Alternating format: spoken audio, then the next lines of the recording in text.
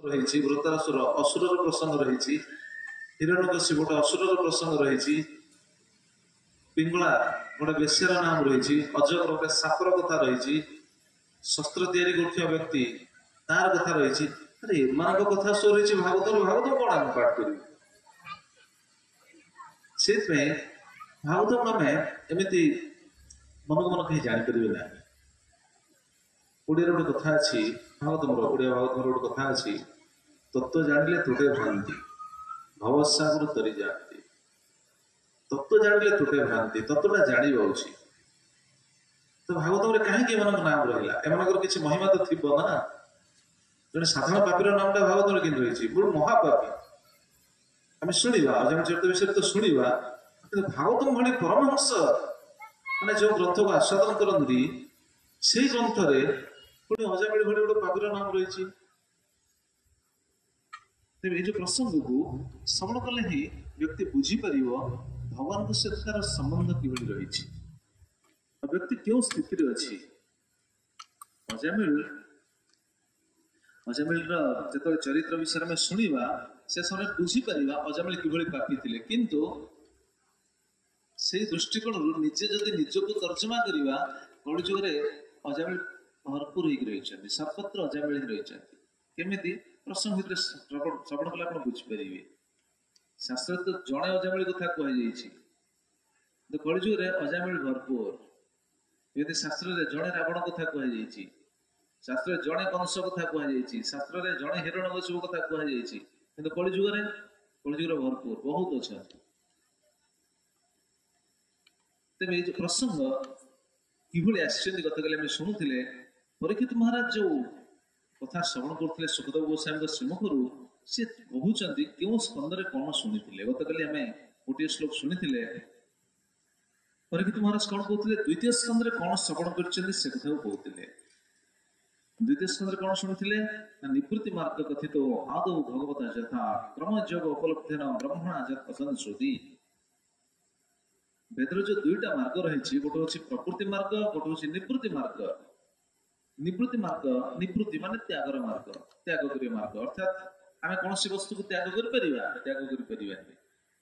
किए त्याग कर धन को छाड़ पार कि छाड़ पार निजर गृह को छाड़ पार कि छाड़ पार निज पत्नी पुत्र आत्मीय स्वजन एम कौन छाड़ पार त्यागर अर्थ हूँ आम जहाँ को धरिकी रखीचे जहाँ सहित रहीचे बुझा उचित से समस्त वस्तु सहित आम संबंध केते दिन व्यक्तिर जो आसक्ति जो व्यक्ति कष्ट पाए दुख पाए आम सहित जो वस्तु रही से वस्तु सबुदिन रही कि आम भी रही आम सहित घर रही आम घर या घरटा सबुदिन रही समय आस घर भांगी घर को पुणी नुआ रिपेयर करने पड़ो कौन सी जीव रही आम देखुना आम पितृपुरुष मैंने अच्छा कि से तो गले गले आम अच्छे आम के दिन रहा कौन सी निश्चितता ना कि जी सबु समय रही सी किए ना सी हूँ भगवान भगवान स्थिति कौन भगवान स्थिति हूँ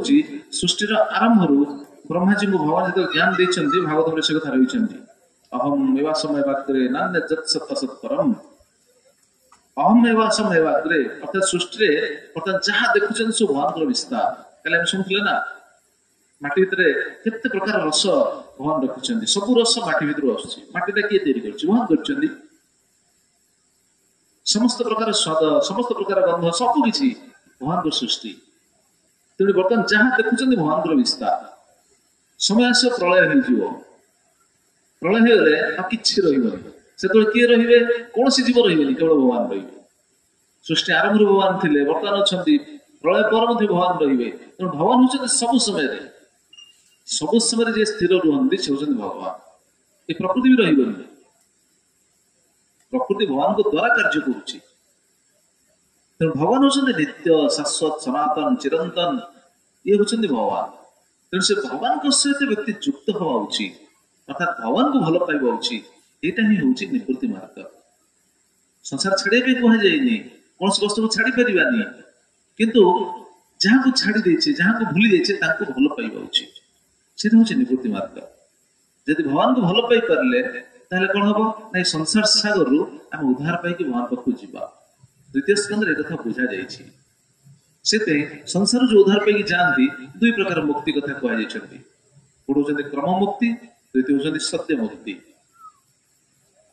क्रमानुसार गोटे गोटे लोक अतिक्रम करके ब्रह्मा सहित ब्रह्म लोक रहा ब्रह्मा का आयुष सरला संसार विदा नहीं भगवान पाक फेर ये हूँ क्रमानुसार किंतु से बहुत समय सापेक्ष गत काली शुणी ब्रह्मा का आयुष के दीर्घ एते दीर्घ समय पर जड़े भगवान पाक फेर बहुत समय सापेक्ष किंतु गोटे अच्छी सत्य मुक्ति तत्णा यू शरीर छाड़ जब मृत्युवरण कर समय से भगवान पाक जाकि निवृत्ति मार्ग भक्ति ही हम भगवान को भल पाइबा आम संसार समस्त भल पाचे भगवान भल पाइने भागवतम से शिक्षा दिखती भागवतम से शिक्षा रही विशेषकर कलिजुग भगवान सहित युक्त हमारे सहज सरल उपाय कौन भगवान को नाम संकीर्तन आम नाम करवा नाम कर चित्त को कौन एमती शुद्ध कर भगवान सहित आम युक्त एमती हो भगवान को कृपारे अंतिम समय भगवान को स्मरण कर भगवान को नाम उच्चारण कर संसार उद्धार पे सत्य मुक्ति संगय मुक्ति पे पड़े ये हूँ प्रसंगर शिक्षा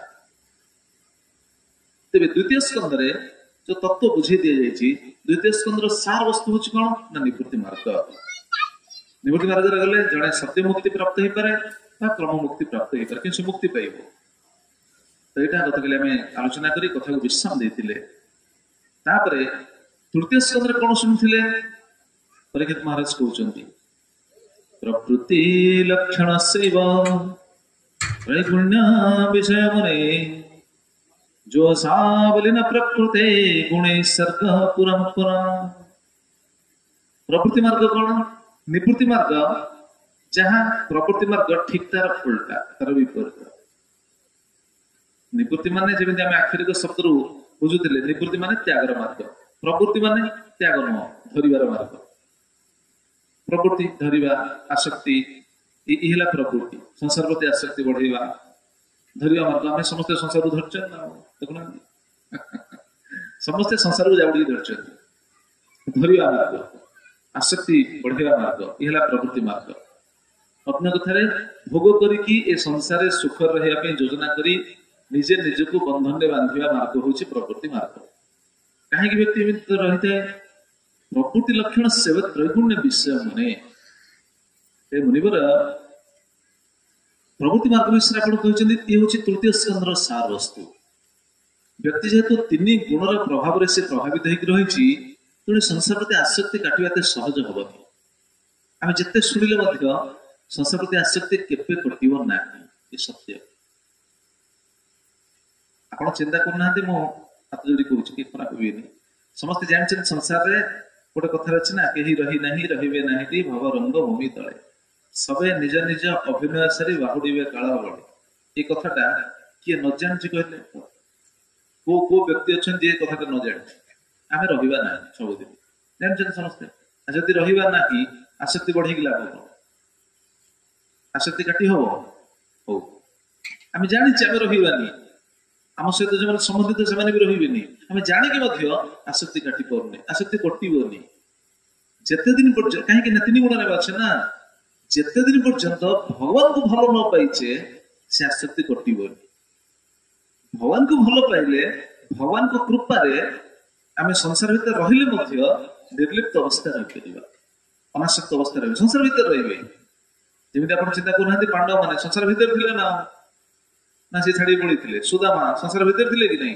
ध्रुव प्रहलाद जिते भक्त चरित्र आप देखुं समस्ते संसार भितर थे लोक भावती कौन कि अरे ध्रुव तो संसार भितर थे प्रहलाद थे युधिष्ठिर थे आम संसार अरे से भगवान को भल पाई आम अच्छे कि आम संसार को भल पाइचे भगवान को भल पाए शास्त्र भगवान को भल पाया कथा शिक्षा दिखते नचेत कौन हम नचेत ये कौन प्रवृत्ति मार्ग ये तीन गुण रही व्यक्ति कौन हम ना बारंबार बारंबार ये संसार भितर ही रही संसार भितर माने मृत्युवरण कला पुणी संसार को आसवे जगत रे हम शुणिले जन्म हेले प्राणी अवश्य मरी जन्म हेले निश्चित से मर मला पर कुआड़ जीव लोक कहते मरले सरीगला नाई नाई नाई पुणी जन्म हम पुणी से जन्म नहीं आसो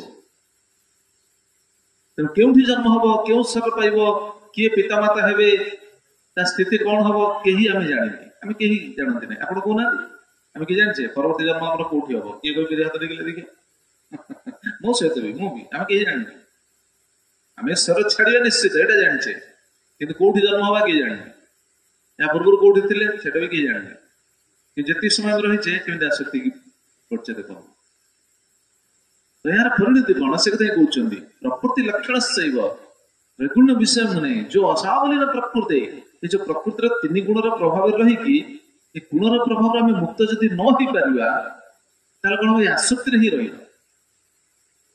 ଗୁଣେ ସର୍ଗ ପୁନଃ ପୁନଃ, ସର୍ଗ ମାନେ ସୃଷ୍ଟି, ବାରମ୍ବାର ସୃଷ୍ଟି ହବା, ବାରମ୍ବାର ଜନ୍ମ ହବା, ପୁନଃ ପୁନଃ ପୁନଃ ପୁନଃ ପୁନଃ ପୁନଃ ପୁନଃ ପୁନଃ ମୃତ୍ୟୁବରଣ ପରେ ପୁଣି ଗୋଟେ ଶବ୍ଦ ପାଇବା। ଲୋକମାନେ ନା ମରିଲା ପରେ ସେ ଭଗବାନ ପାଖକୁ ଚାଲିଯିବେ, ନାହିଁ କୁଆଡେ କିଏ ଯିବେ କିଛି ଗ୍ୟାରେଣ୍ଟି ନାହିଁ, କେହି କହିପାରିବେ ନାହିଁ। ପୁନଃ ପୁନଃ ବାରମ୍ବାର ଜନ୍ମ ହେବେ, କେଉଁ ସ୍ୱର ପାଇବେ କିଛି ଗ୍ୟାରେଣ୍ଟି ନାହିଁ।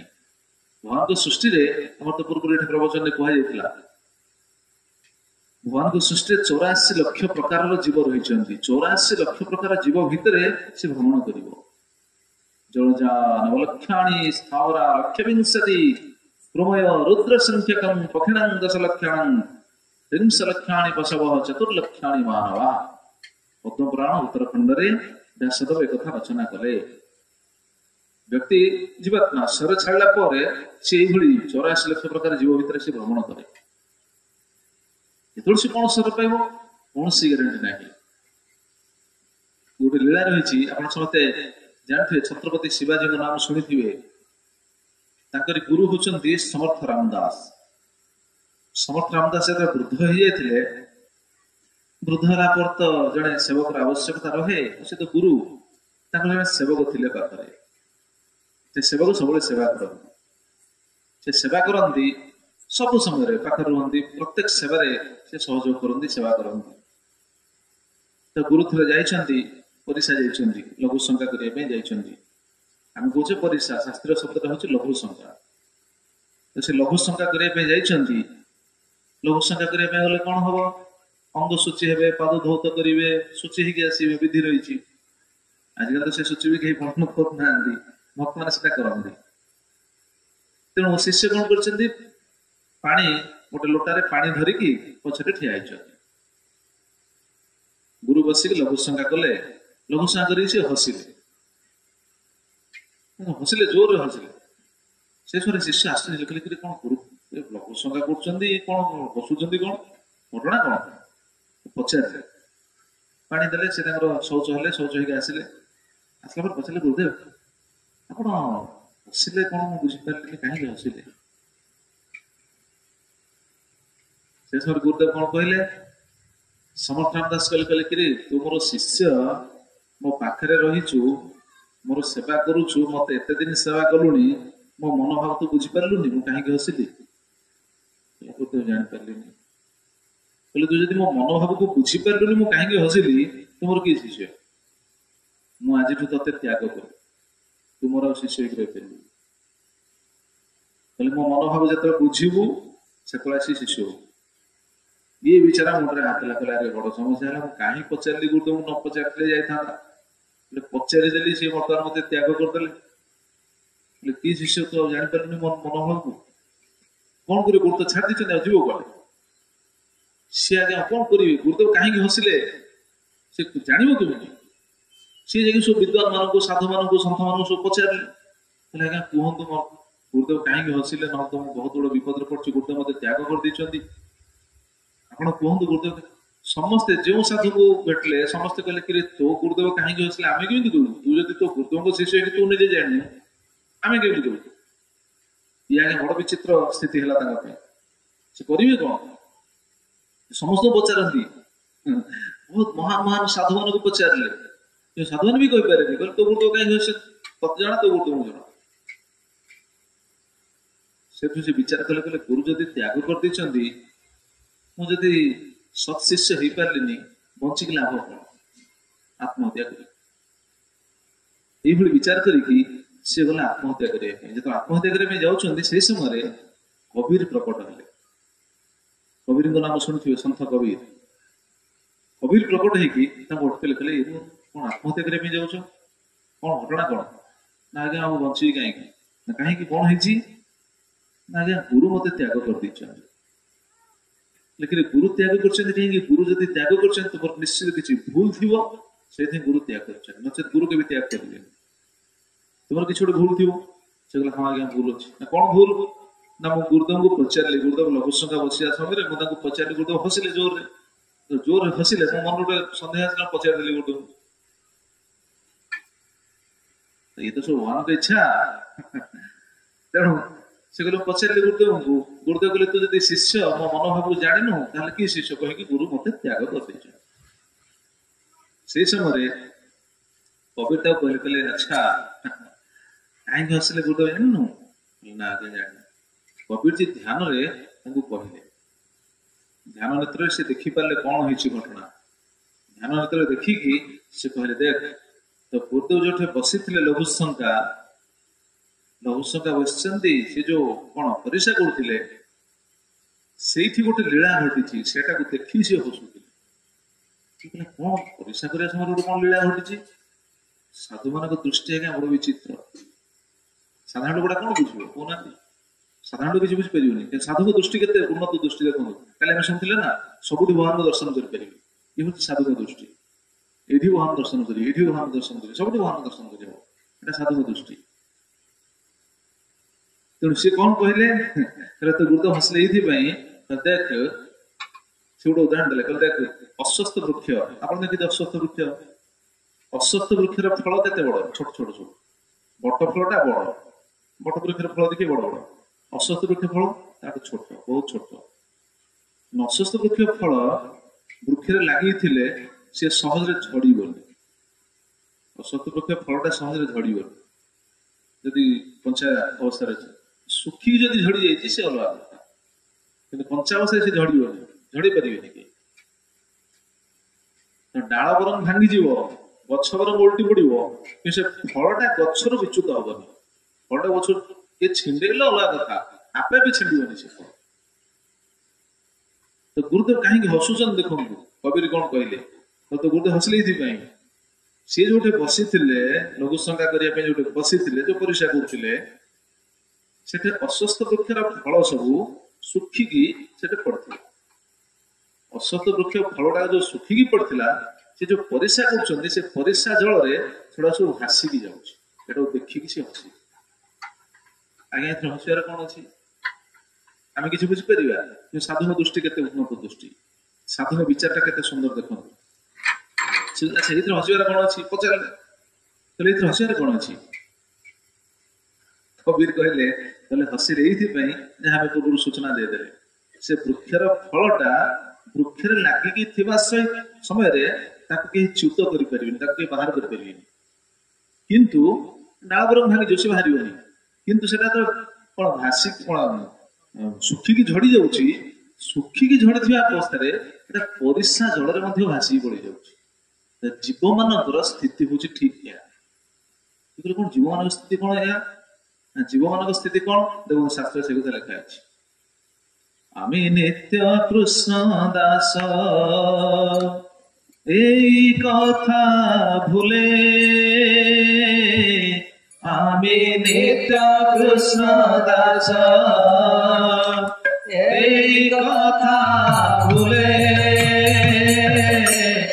মায়ার ঘর হয়া চিরদিন বলে মায়ার ঘর হয়া চিরদিন বলে কহু রাজা কহু প্রজা কহু বিপ্র শূদ্র কহু রাজা কহু প্রজা কহু বিপ্র শূদ্র কহু সুখী কহু দুঃখী কহু কীট ক্ষুদ্র কহু সুখী কহু দুঃখী কহু কীট ক্ষুদ্র कभु स्वर्गे कभु मर्ते नरके वा कभु कभु स्वर्गे कभु मर्ते नरके वा कभु कभु देव कभु दैत्य कभु दास प्रभु कभु देव कभु दैत्य कभु दास प्रभु। जीवर अवस्था होची ठीक है। ये भजन केते सुंदर जगदानंद पंडित लिखिछन बहुत सुंदर भजन। जीव जो भगवान गोटे च्युत हो जाए भगवान से भूली जाए भूलले कौन हुए ये कौन गोटे असत वृक्षटा यदि परिस्रा जल भासीगला भाई जीव संसार सागर भासुच आम भासुचे ना कहना डालीबणारे आपने जो घर कर घरे जन्म होती कहते घर निजर जो घर सहित 50-60 वर्षर संबंध कि पूर्व तो आउ गोटे घर थिला ना पूर्व तो आउ गोटे घर थिला ना पूर्व तो आउ गोटे घर थिला ना निज घर कोटा संबंध क्या सहित आम जीव मैंने भूल सब जीव खाली आपको कहनी मुझे समस्ते जगत समस्ते सब जीव जीव कहीं भूलुची जो सी भूली जाऊँगी कृष्ण को भूली जाऊँगी भगवान को भूली जाऊँगी भगवान को सहित संबंध से विच्युत हो जाऊँगी आम नित्य कृष्ण दास यही कथा भूले मायार नतर हिया चिर दिन भूले अनादिकाल से भूलुची जन्म मृत्यु चक्र से घूरुची जहाँ शुणिले प्रकृति मार्ग ये जन्म मृत्यु से चक्र भ्रमण करुणे शब्द पुनः पुनः गुणर प्रभाव से पुनः पुनः बारंबार बारंबार संसार से भ्रमण करुचे कौन सर कर ठिकना नहीं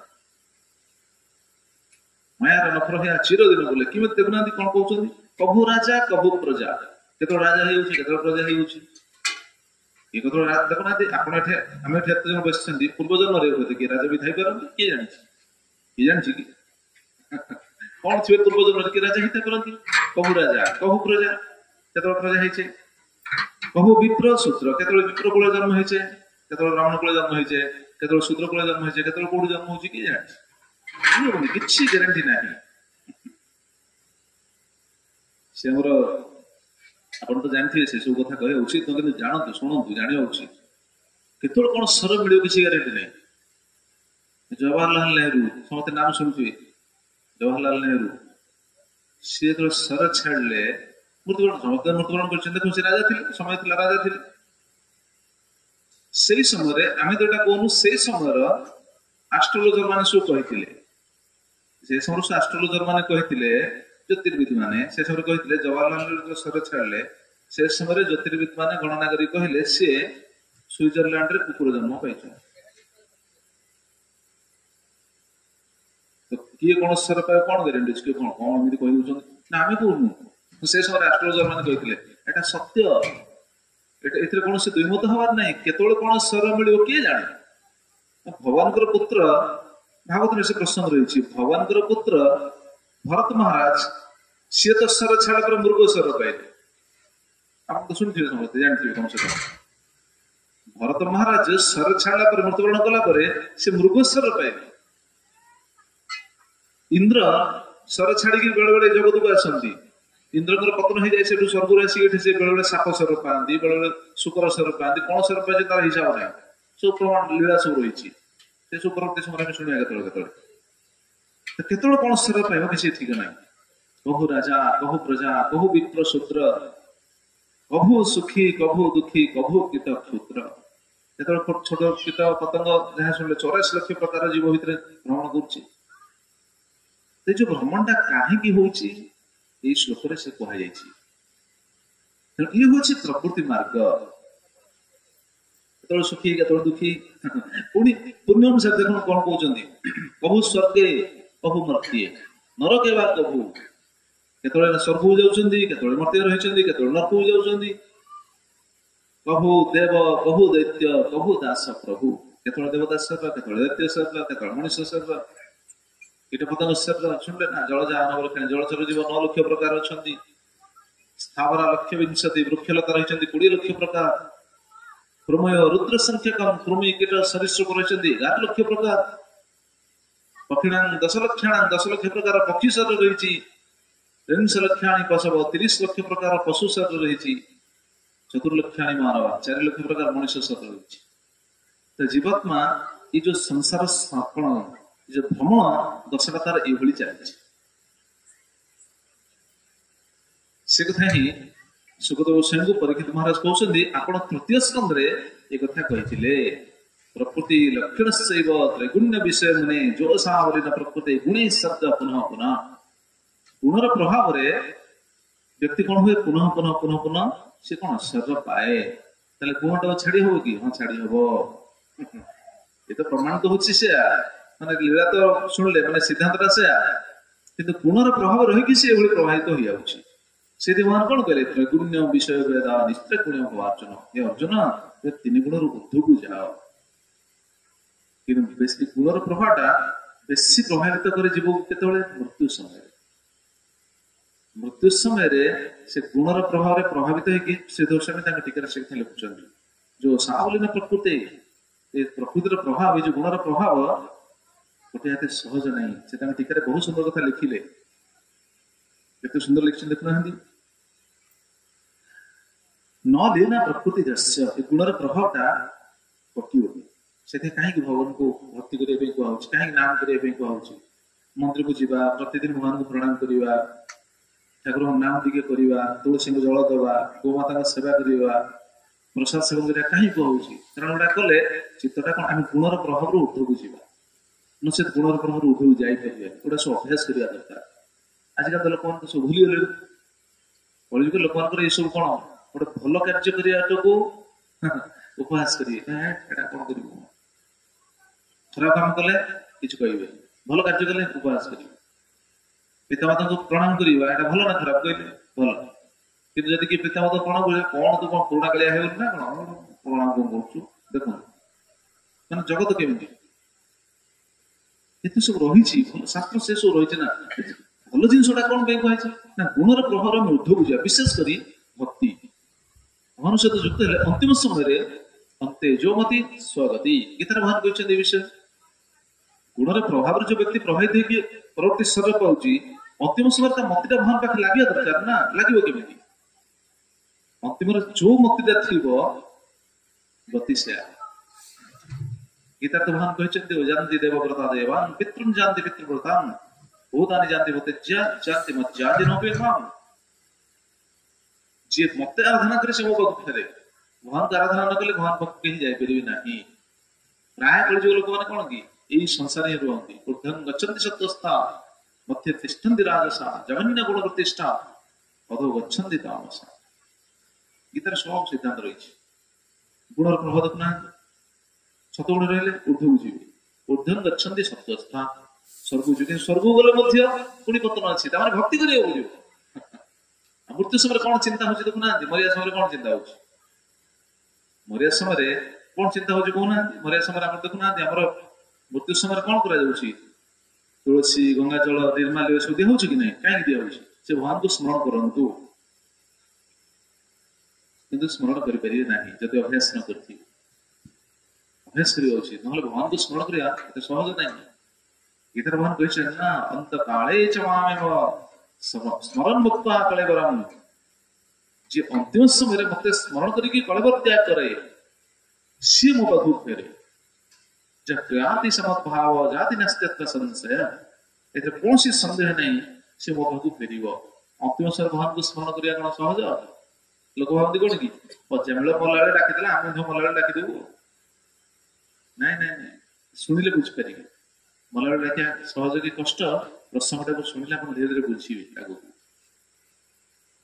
मृत्यु समय जो भावना थी से स्वर मिल अर्जुन पचारे प्रभु जदि अंतिम समय आपन को स्मरण कले आपण पाखु फेर जदि आपन को स्मरण न कर तार गति कौन हम भगवान कहते जंग जंग बापी स्मरण भाव त्यजन अंते कलेवरम तंतम वेदी कंते सदा तद्भाव भाविता अंतिम समय तुम्हें जो जो भावना रहिबो परवर्ती सरटा से भाया आप देखुना फोटो उठाऊँ कैमेरा फोटो उठाऊँ मोबाइल फोटो उठाऊँ आजिकल फोटो उठे आप फोटो उठेवा समय जहाँ थी चेहरा फोटो से चेहरा आसो ना स्टूडियो जाऊଥିଲେ आगु सब जाऊଥିଲେ स्टूडियो जाइए सजबाज होते पाउडर मारते ड्रेस साइज करते मुंड बुड़ौते केते कौन सजबाज होगी उठे कौन बसते कैमेरामैन नहीं फोटो उठाऊला फोटो उठे सारा पर फोटो जब आसो देखले आसी फोटो बंका मुह बंका हो आखि बंद हो अंध हो जाकि जब पचारे कैमेरामैन कौन एमती फोटो उठेच मुझे सजबाज हेली एमती कौन उठेच सी कौन कह तुम सजबाज हवा ठीक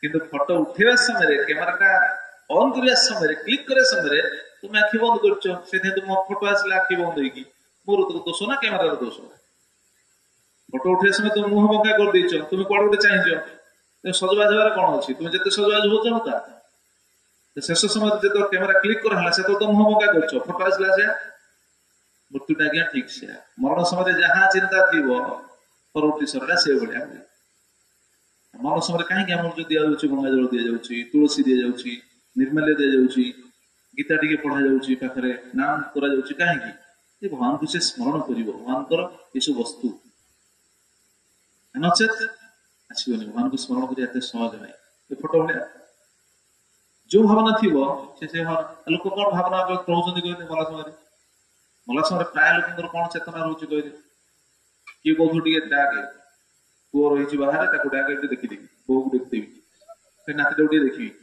नातुणी टे देखी मैंने सत्य जमी नाती नातुणी पुओ बो को देखीदे से बड़ उठ पड़े लोक भावना देखते कि कहीं तो कहते बाबा टे शुकुआ टी आनी दे खाईदेवी मैंने कौन मैंने से ही अवशोष रही खाई से टिकट आसो ना कौन लोक भावना देखते केते विचित्र कलुषित भावना तो यार परिणति कौन यार परिणति कौन पुणे आउ गोटे स्वर मिले आउ गोटे स्वर तृतीय स्कंदर एटा हूँ सात जो सावलीन प्रकृति गुणी शब्द पुनः पुनः पुनः पुनः बारंबार बारंबार स्वर प्राप्त होगी संसार भितर भ्रमण कर सुखदेव गोस्वामी परिचित कहते आपण जो तृतीय स्कंदे जहाँ बुझे तृतीय स्कंदर सार वस्तु हूँ प्रकृति मार्ग रही व्यक्ति केवल संसार चक्र भ्रमण करे चतुर्थ स्कंद पंचम स्कंदर कौन रही कहते अधर्म लक्षण नाना नरकश्चनुवर्णिता मन्वन्तरस्य व्याख्यात आद्य स्वयंभुवजतः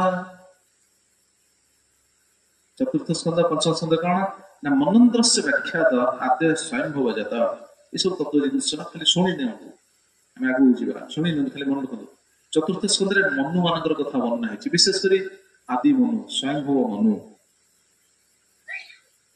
स्वयंभुव मनु जी मनु माने जे मानव मान उपयुक्त नीति प्रणयन करती उपयुक्त शिक्षा दिखती से होती मनु मनु महाराज आमे आमे समस्त जन मनु महाराज शासन भितर अच्छा कि कहीं जान थे आम क्या शासन भितर अच्छा क्यों मनु को शासन भितर आम अच्छा गत काली शुणी ना ब्रह्मांडर गोटे दिन हूँ 1000 चतुर्युग ये जो 1000 चतुर्युग भितर 14 जन मनु आसती गोटे दिन में 14 जन मनु जड़े जड़े मनु शासन हूँ 71 चतुर्युग आम अच्छे सप्तम मनु को शासन भितर आम अच्छे वैवस्वत मनु को शासन भितर ये जो मनु आदि मनु होती स्वयंभुव मनु चतुर्थ स्कंदे वर्णना रही आउ कौन वर्णना रही प्रियव्रत उत्तान पाद वंश तच्चरितानि च द्वीपवर्ष समुद्राद्रि नदी उद्यान वनस्पति उत्तान पादकर वंश प्रियव्रतर वंश चतुर्थ स्कंद पंचम स्कंद में से कहते वंश तच्चरितानि च वंश चरित ये सब वर्णना अच्छी आउ द्वीप वर्ष समुद्र आर्द्री आर्द्री माने पर्वत नदी उद्यान वनस्पति ये सब पंचम स्कंद वर्णना अच्छी भारत आम कहे भारत आम गोटे द्वीपर अच्छे आम क्यों द्वीपर अच्छा जानते किए ना तो आम तो द्वीपर ना द्वीप तो चारिपटे जो जल भाग थे द्वीप कहुए ना ना आम तो द्वीपर अच्छे भागवत वर्णना अच्छी आम से समस्ते कहते जानते कि भूली जाइए आप देखुना आप समस्ते जानते जेकोसी मांगलिक कार्य करेंगे गृह प्रतिष्ठा हो पितृश्राद्ध हो बाहागर हो जेकोसी मांगलिक कार्य आप कर मांगलिक कार्य करने समय प्रथम संकल्प कर संकल्प करने समय से मंत्र उच्चारण कराए पुरोहित से मंत्र निश्चित पुरोहित उच्चारण करुवे वैवस्वत मन्वंतरे भारत वर्षे जम्बू द्वीपे भारत वर्षे अमुक तिथि अमुक कार्य करने संकल्प करुची देखो पितृश्राद्ध समय देखना आप ध्यान देवे आजिकल तो क्या ध्यान रहे नहीं पुरोहित नना कौन मंत्र उच्चारण कर ध्यान न देखो से मंत्र उच्चारण करेंगे जम्बू द्वीपर भारत वर्षर वैवस्वत मनु समय भितर अमुक तिथि अमुक पक्षर अमुक तिथि अमुक कार्य करने संकल्प कर जम्बू द्वीप भीतर पुणी भारत वर्ष रही पंचम देश रही पुणी कौन कौन रही कहते धरामंडल संस्थान भाग लक्षण मानता ज्योतिषं विवरणं च जथेदम असृजत विभु धरामंडल संस्थान सृष्टि केते सुंदर भाव संरचना होती क्योंठी कौन रहा उचित ये सब भगवान द्वारा स्थिर होकर रही कौटी पहाड़ रौटी नदी रौटी उपत्यका रौटी कौन सब भगवान द्वारा स्थिर होकर रही आम कि आम खाली नष्ट कर प्रकृति को मनुष्य समाज बर्तमान प्रकृति को नष्ट कर किसी नुआ किसी कर नुआ कौन कौन आम ब्रिज कर घर कर सहर तैयारी कर सब कर प्रकृति की नष्ट कर सत्य प्रकृति की नष्ट कर देखुना माटी भितर कल शुणुले जो आम पेट्रोल तैयारी करुचे कि डीजेल तैयारी करुचे कि तैयारी करनी भगवान रखिंट भितर माटी भितर भगवान रखिंट आम कौन बाहर कर व्यवहार करुचे भगवान रखिंट कौटी पेट्रोल रौटी डीजेल रौटी कौन भगवान रखिंट सब भगवान द्वारा सृष्टि कहते जथेदम असुजत विभु सृष्टिकर्ता कि असुजत सृष्टि कर किए विभु सर्वसमर्थ भगवान सी सृष्टि कर आम किसी कर आम खाली बाहर कर नष्ट करुचे प्रकृति खाली बिगाड़ लगे तो भगवान ये सब सृष्टि कर कौटी कौटी कौन कौन कहते ना धरामंडल संस्थान सृष्टिटा कि भाग लक्षण मानतः केते विभाग रही दीप जो रही दीप केतटा रही 7टा दीप रही क्यों दीपर कि स्थिति कहार परिवेश कि आप देखुना कम से कम आप तो देखी पड़े ना भारत जलवायु भितर देखुना केते फरक रही आमर ये बर्तमान जी गरम अच्छी आप काश्मीर जी पुणी ये गरम थी कि न थंडा रही बर्तमान ये गरम अच्छी आप दक्षिण भारत जाऊना कि अधिक गरम देखो पाणीपागर सब कौन विभिन्न प्रकार सब स्थिति ये भगवान सृष्टि बड़ विचित्र सृष्टि केवल भगवान भक्ति करके चलवा उचित नचेत जीवन में कौन सुख पाइबा केवल बंधन में पड़चे ज्योतिषं विवरण जथेदम असुजत विभु ज्योतिष ग्रह नक्षत्र क्यों कौन सब रही सब भगवान सृष्टि कर रखिंट आप गले देखिए केते जाई नथिबे दामनझुड़ी जाइछन्ति कि जाइछन्ति हाथ देखिए दामनझुड़ी जो अच्छी से भीतर अच्छी सेटा अच्छी नालकोर जो ऑफिसटा अच्छी नालकोर से प्लांट अच्छी बॉक्साइट से बाहर जानते कम से कम बॉक्साइट जो बाहर साइंटिस्ट मैंने से सब भूतत्वविद मैंने सब गवेषणा जो देखिं बॉक्साइट से एत परिमाण बाहर 100 वर्ष पर्यंत बॉक्साइट से बाहर सर 100 वर्ष पर सर जो बॉक्साइट आसुची कौन आलुमिनियम तैयारी सिल्वर सब तैयारी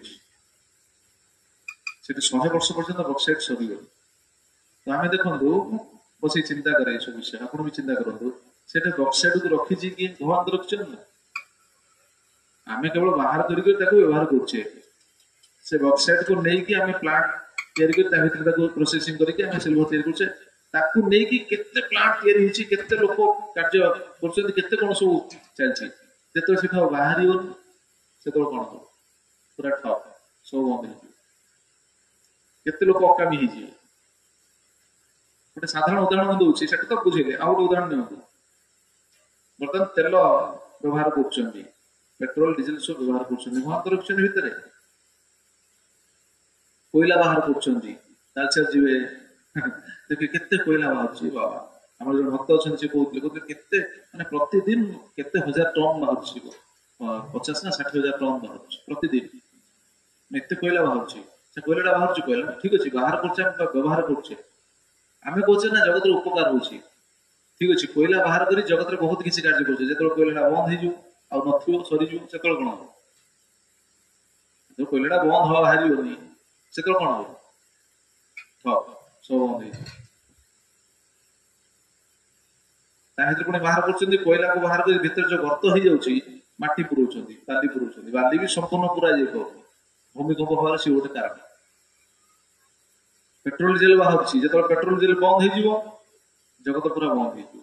ଦେଖନ୍ତୁ ଆମେ ଭାବୁଛେ ଆମେ ଉନ୍ନତି କରୁଛେ, କିଛି ଉନ୍ନତି କରିନାହିଁ, ଭଗବାନ ସୃଷ୍ଟି କରିଛନ୍ତି। ଭଗବାନଙ୍କର ଶିକ୍ଷା କଣ କଲେ? ଭଗବାନଙ୍କ ଶିକ୍ଷା ଏମିତି ବୈଜ୍ଞାନିକ ଉପକରଣକୁ ଆମେ ଉନ୍ନତ ଉପାୟରେ ବ୍ୟବହାର କରିକି କେହି ଭାବିବା ଉଚିତ ନୁହଁ ଯେ ଆମେ ଜୀବନକୁ ଶୃଙ୍ଖଳିତ କରିପାରିବା। ନା ନା ନା, ଜୀବନ ଶୃଙ୍ଖଳିତ ହବ କେମିତି ଜାଣିଛନ୍ତି?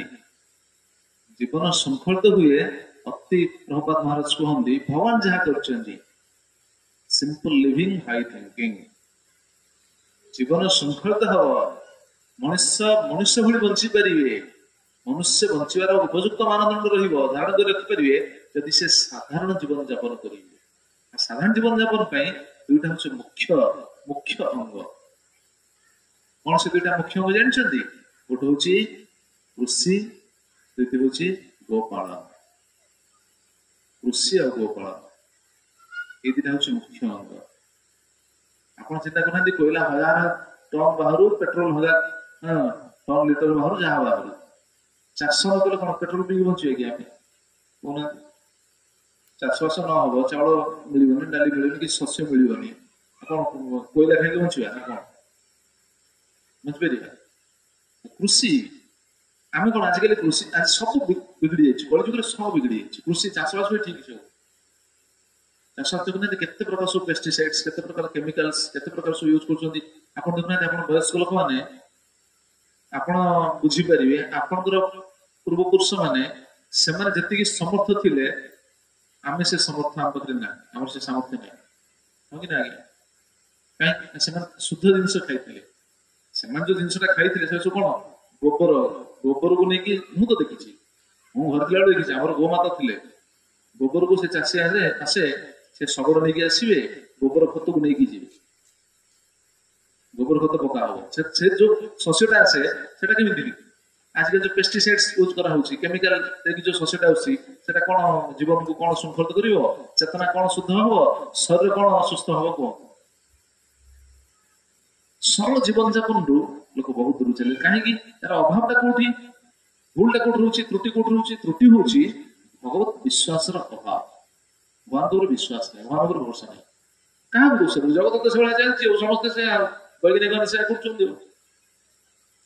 ବୈଜ୍ଞାନିକମାନେ ଆମକୁ ଯାହା ଦେଇଦେଲେ ଆମେ ସେଇଥିରେ ସମସ୍ତେ ଭ୍ରମିତ ହେଇଗଲେ, ଆମେ ଭାବୁଛୁ ହଁ ଏଇଟା ଠିକ। ଦେଖୁନା ସେ ସବୁ ହାଇବ୍ରିଡ ଜିନିଷ ବାହାରୁଛି, କଣ କେତେ ମାନେ ଅମଳ ଯୋଉ ହବ, ସେ ନାଁ ଗୁଡାକ ମୁଁ ଜାଣିନି, ଆପଣ ଜାଣିଥିବେ ସମସ୍ତେ। କି ଧାନ ଗୋଟେ ବାହାରିଛି, ସେ ଧାନକୁ ଅମଳ କଲେ ଏକାଥରେ କେତେ ଗୁଣ ଅଧିକା ମିଳିବ। ଯଦି ଅଧିକା ମିଳିବ ସେଟା ହାଇବ୍ରିଡ ନା, ସେଟା ଖାଇଲେ କଣ ହବ? ଭଗବାନଙ୍କର ବିଶ୍ୱାସ ନାହିଁ। ଭଗବାନ ଆଜ୍ଞା ସମସ୍ତଙ୍କୁ ବଞ୍ଚେଇବେ, ସମସ୍ତଙ୍କୁ ବଞ୍ଚେଇଛନ୍ତି। ଏଇ କଥାଟା ଆମେ ଶୁଣିଥିଲେ, ଯଥେଦମ ଅସୃଜତ ବିଭୁ। ତ ଏଇ ସବୁ ବ୍ୟବସ୍ଥା, ଏଇ ଯୋଉ ବର୍ଣ୍ଣନା କେଉଁଠି ଅଛି? ପଞ୍ଚମ ସ୍କନ୍ଧରେ। ସୃଷ୍ଟିର କେଉଁଠି କଣ ଅଛି, ଭଗବାନ କେମିତି ସବୁ ସୃଷ୍ଟି କରିଛନ୍ତି? ଯେମିତି କାଲି ଆମେ ଶୁଣିଥିଲେ ନା, ମାଟି ଭିତରେ ସବୁ ଟେଷ୍ଟ ରହିଛି, ସବୁ ପ୍ରକାର ସୁଗନ୍ଧ ରହିଛି। ଦେଖୁନାହାନ୍ତି ଫୁଲ କେତେ ପ୍ରକାର ରହିଛି, କେତେ ପ୍ରକାର ଫୁଲ, ସବୁ ଫୁଲର ଦେଖନ୍ତୁ ସୁଗନ୍ଧ ଅଲଗା ଅଲଗା। ସେ ସୁଗନ୍ଧଟା ଆସୁଛି କୋଉଠୁ? ମାଟିରୁ। ମାଟିର ଗୋଟେ ସୁଗନ୍ଧ ରହିଛି, ମାଟିର ଗୋଟେ ସୁଗନ୍ଧ ରହିଛି ନା ନାଇଁ? ବର୍ଷା ହେଲେ ଦେଖିବେ, ପ୍ରଥମ ଯେତେବେଳେ ବର୍ଷା ପଡିବ, ବର୍ଷା ହେଲା ପରେ ଗୋଟେ ସୁଗନ୍ଧ ବାହାରେ ମାଟିରୁ, ସେ ବାସନାଟା ଭଲ ଲାଗେ, ଭଲ ଲାଗେନି?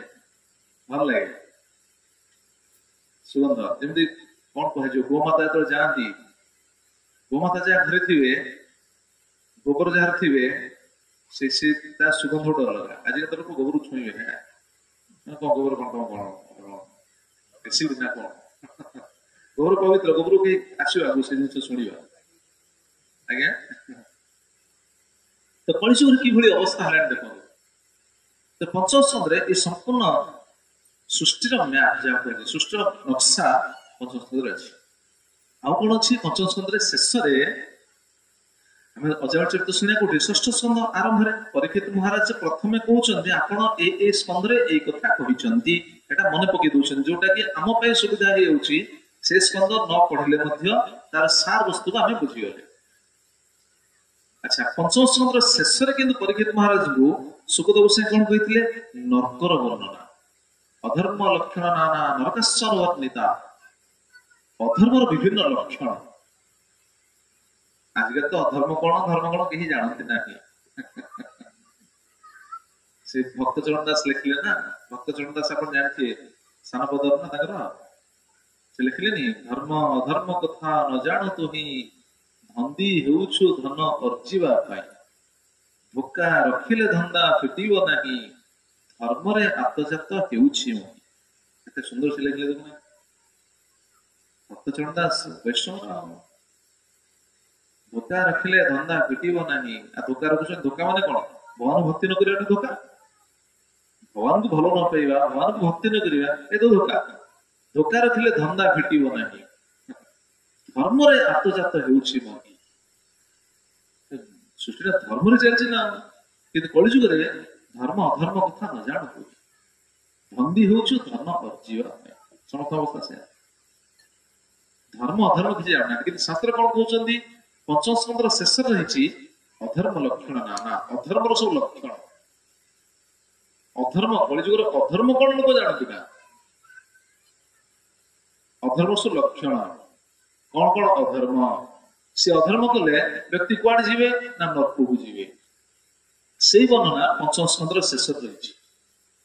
ପଞ୍ଚମ ସ୍କନ୍ଧର ଶେଷରେ, ପଞ୍ଚମ ସ୍କନ୍ଧର ଶେଷ ଅଧ୍ୟାୟ ହଉଛି 26 ଅଧ୍ୟାୟ। ପଞ୍ଚମ ସ୍କନ୍ଧରେ 26 ଅଧ୍ୟାୟ ବିଶିଷ୍ଟ। 26ତମ ଅଧ୍ୟାୟରେ ସୁକଦେବ ଗୋସାଇଁ କହିଛନ୍ତି ନର୍କର ବର୍ଣ୍ଣନା। କେତେ ନର୍କ ଅଛି ଜାଣିଛନ୍ତି? 28 ପ୍ରକାର ନର୍କର ବର୍ଣ୍ଣନା କହିଛନ୍ତି। 28 ପ୍ରକାର ନର୍କ, ଅଧର୍ମର ଲକ୍ଷଣ। ଅଧର୍ମ ଯୋଉମାନେ କରନ୍ତି ସେ ନର୍କକୁ ଯିବେ। ଯେମିତି ଯେ ଆମିଷ ଭୋଜନ କରନ୍ତି, ଅଧର୍ମ, ଲୋକ ଜାଣନ୍ତି ନା। ଆମିଷ ଭୋଜନ କରିବାଟା ଅଧର୍ମ, ଲୋକ ଜାଣନ୍ତି ନା। ଧର୍ମ ନାଁରେ ଆମିଷ ଭୋଜନ କରୁଛନ୍ତି, ନା ଅଧର୍ମ ଏଟା। ଯିଏ ଆମିଷ ଭୋଜନ କରୁଛନ୍ତି ତାଙ୍କ ଗୋଟେ ନର୍କ ରହିଛି, ସେ ନର୍କ ଯାଇ ଦଣ୍ଡ ଭୋଗୀ। ସେ ନର୍କ ନାମ କଣ ଜାଣିଛନ୍ତି? କୁମ୍ଭୀପାକ ନର୍କ। କୁମ୍ଭୀପାକେ ଯମଦୂତେ ତପ୍ତ ତୈଳେ ଉପରନ୍ଧୟନ୍ତି। କୁମ୍ଭୀପାକ ନର୍କରେ ଯମଦୂତ ମାନେ ତତଲା ତେଲରେ ତାକୁ ପକେଇ ବହୁତ କଷ୍ଟ ଦେବେ, ଯୋଉମାନେ ଏଠି ଜୀବ ହତ୍ୟା କରିକି ଭୋଜନ କରନ୍ତି। ଅଧର୍ମ, ଲୋକ ଜାଣନ୍ତି। ନିଶା ଖାଇବା, ନିଶା ଖାଇବାଟା ଗୋଟେ ଅଧର୍ମ, କଳିଯୁଗ ଲୋକମାନେ ଜାଣନ୍ତି ନାହିଁ। କଥାରେ ଅଛି ପାନ ବିଡି ନୁହେଁ ଛୋଟିଆ ନିଶା, ଜଣା ପଡେ ନାହିଁ ଟାଣେ ପଇସା। ଜଣା ପଡିବନି, ପଇସା ଟାଣି ନେଇଯାଉଛି, କିନ୍ତୁ ଖାଲି ପଇସା ନଉନି, ସ୍ୱାସ୍ଥ୍ୟ ବି ନଉଛି। ଆପଣ ଦେଖୁନାହାନ୍ତି, ବୁଝିବା ପାଇଁ କହୁଛି, ଟିକେ ଖରାପ ଭାବିବେନି। ଯିଏ ଯୋଉ ନିଶା ଖାଉଛନ୍ତି, ସେ ନିଶା ଉପରେ କଣ ଲେଖା ହେଇଛି ଦେଖୁନାହାନ୍ତି? ଏଟା ସେବନ କରିବା ସ୍ୱାସ୍ଥ୍ୟ ପକ୍ଷେ ହାନିକାରକ। ଲେଖା ହେଇଛି କି ନାଇଁ କୁହନ୍ତୁ? ଯଦି ଲେଖା ହେଇଛି, ତିଆରି କରିବା ଲୋକ ତ ସେ ଲେଖି ଛାଡିଛି। ତାମାନେ ସେ କହୁଛି ମୋର ଦୋଷ ନାହିଁ, ତମେ ଖାଉଛ ତମେ ଖାଅ। ତୁମ କ୍ୟାନ୍ସର ଦେଖି ସେ କଣ କଙ୍କଡା ବିଛା ଚିତ୍ର ବି ଥିଲା, ଖାଇଲେ କର୍କଟ ରୋଗ ହବ। ତାମାନେ କଣ ଦେଖି ଶୁଣି ଲୋକ ଦେଖିକି ଖାଉଛନ୍ତି। ସେଠି ଦେଖି ସବୁ ମୁହଁ କ୍ୟାନ୍ସର ହେଇଥିବାର ଚିତ୍ର, କଙ୍କଡା ବିଛା ଦେଖି ଲୋକ ଚିହ୍ନି ପାରିଲେନି ବୋଲି ମୁହଁଟା କ୍ୟାନ୍ସର ହେଇଥିବ, ପୁରା ମୁହଁ ପୁରା ଖରାପ ହେଇଥିବ, ସେଇ ଚିତ୍ର ବି ଦିଆହେଇଛି, ତଥାପି ଲୋକ କହୁଛନ୍ତି। ତ ଇଏ ତ ସ୍ୱାସ୍ଥ୍ୟ ତ ହାନି ହଉଛି। କିନ୍ତୁ ଶାସ୍ତ୍ର କଣ କହୁଛନ୍ତି? ଶାସ୍ତ୍ର କହିଛି ଇଏ ହଉଛି ପାପ। ନିଶା ସେବନ କରିବା ହଉଛି ପାପ। କଣ ପାପ ଜାଣିଛନ୍ତି? ନିଶା ସେବନ କରିବା ହଉଛି ବ୍ରହ୍ମ ହତ୍ୟା ଦୋଷ ସହିତ ସମାନ। ମହାଭାରତରେ କଥା ରହିଛି, ନିଶା ସେବନ କରିବା ବ୍ରହ୍ମ ହତ୍ୟା ଦୋଷ ସହିତ ସମାନ। କାହିଁକି? ନିଶା ସେବନ କରି ନିଜକୁ ହତ୍ୟା କଲେ କି ନାହିଁ? ଯେ ନିଶା ସେବନ କରୁଛନ୍ତି ନିଜକୁ ସେ ହତ୍ୟା କରୁଛନ୍ତି, ଆତ୍ମହତ୍ୟା ଦୋଷଟା ଲାଗୁଛି ତାକୁ। ନିଜର ସବୁ ବ୍ଲଡ ସେଲ, କଣ ଯୋଉ ରକ୍ତ କଣିକା ସବୁ ହୋଇଛନ୍ତି, ସେ ସବୁ ନଷ୍ଟ ହଉଛନ୍ତି। निशा सेवन करिया द्वारा जो मैंने निशा सेवन करती गोटे नर्क अच्छे से नर्क ना हूँ अयपान नर्क अयपान माने अय माने ततला तरल लुहा ततला तरल लुहा को जमदूत मैंने कौन करेंगे मुह को खोलिकी जबरदस्त मुह को दुई पटू खोली चिमुटा पूरे मुह को खोलिकी ततला लुहा को ढाली लुहा ततला लुहा से पुणी तरल अवस्था थी देखिए राउरकेला स्टील प्लांट जमी लुहा ततला तरल लुहा से ततला तरल लुहा को ढाली जहाँ लगे ये तो लिखाई मुआसला सब देखुए तो लिखाई कोल्ड बियर सोल्ड हियर पूरा ताल देकी लिखाई cold beer sold here cold beer एठे बिका होची एठे कोल्ड बियर पीछन जे माने से जे हॉट एयर पी हॉट एयर सेट तो जमदूत रेडी कर रखछन तो अधर्म लक्षण नाना नरकश्चन वर्णिता जो माने अवैध संबंध रखंदी विवाह पूर्व बा विवाह पर अलग संबंध रखंदी विवाहटा गोटे विधि रहा ना देखो विवाहटा भूल ना ठीक विवाहटा कौन निंदा कर विवाहटा निंदनीय नुह से देखिए गाँव तो निश्चित विवाह समर्थ देखिए कांथर सब लिखाई कौन लिखाई शुभ विवाह लिखाई ना अशुभ विवाह लिखाई आज्ञा अशुभ विवाह लिखाई कौट शुभ विवाह तमें धर्म विवाहटा धर्म धर्म नियम अनुसार धर्म जो विधि विधान रही से विधि विधान को पालन करके विवाहटा को स्वीकार करा वेदर मंत्र उच्चारण अग्नि साक्षी रोचंती यज्ञ होउची होम होउची 10 दिगफला साक्षी रहिले सूर्य देवता साक्षी रहिले साक्षी रखी पत्नी रूपे ग्रहण करा सहित संबंधटा ता व्यतीत अलग जिते संबंध से अधर्म माने विवाह पूर्व जो संबंध से संपूर्ण अधर्म कलिजुगर गति कौन हो चिंता करूँ कलिजुगर कौन हो चिंता कर अधर्म सब लक्षण से लक्षण कथा पंचम स्कंद भागवत 26 अध्याय पूरा वर्णना करी सुखदेव गोस्वामी नर्क कौन गोटे नर्क अच्छी तप्त सुर्मी नर्क तप्त सुर्मी माने ततला लुहार कमारशाला देखिए ना कमारशाला लुहा को पकईकी गरम करती लुहाटा देखा नाली सेमती गोटे लौह पुरुष तप्त सुर्मी लौह पुरुष ततला लौह पुरुष को आलिंगन करा पुरुष को सेमती गोटे लुहार स्त्री मूर्ति सहित आलिंगन करा स्त्री को पुरुष मूर्ति सहित आलिंगन करा लुहार ततला मूर्ति सहित पुणी पछरू चाबुक पा ये सब अधर्म कलिजुग लोक किए जानते आम तो भोग कर भोग कर शास्त्र कहते कौन नर्क जीव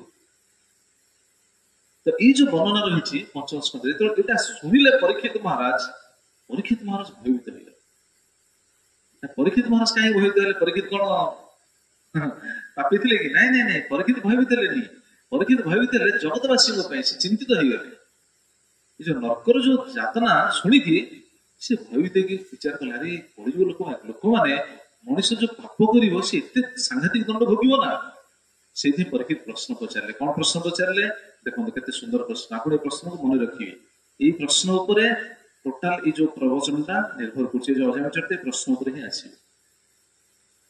परीक्षित कौन प्रश्न पचारे अधुनेह महाभाग जथैव नरकान्नर नानग्रजातनानयात् तन्मे व्याख्यातुम् अर्हसि कहले हे महाभाग अधुना बर्तमान आप जो कहले नरकर वर्णना पंचम सुंदर शेष नरकर वर्णना कहले अधुनेह महाभाग जथैव नरकान्नर आप जो नरक मान विषय कहले व्यक्ति शरीर छाड़ा पर नरक मान जाऊँगी गोटे नरक नुह नरक मान जीव जाकि से कौन करे ना ना उग्र जातना से जो जातना भोगिब दंड भोगिब से साधारण दंड नुह उग्र जातना अति सांघातिक साधारण नुह सांघातिक दंड सांघातिक नुह ततला तरल लुहा को पाटे पूरे सांघातिक नुह कि ये दिया हम क्या पाटे ढला हो मरज से मरबनी दंडा भोग से गोटे लुहार मूर्ति पूरा तप्त लुहा को आलिंगन कर अवस्था कौन हम मर से देखो से उग्र जातना माने जोटा चिंता करी हबनी से जातना से अति सांघातिक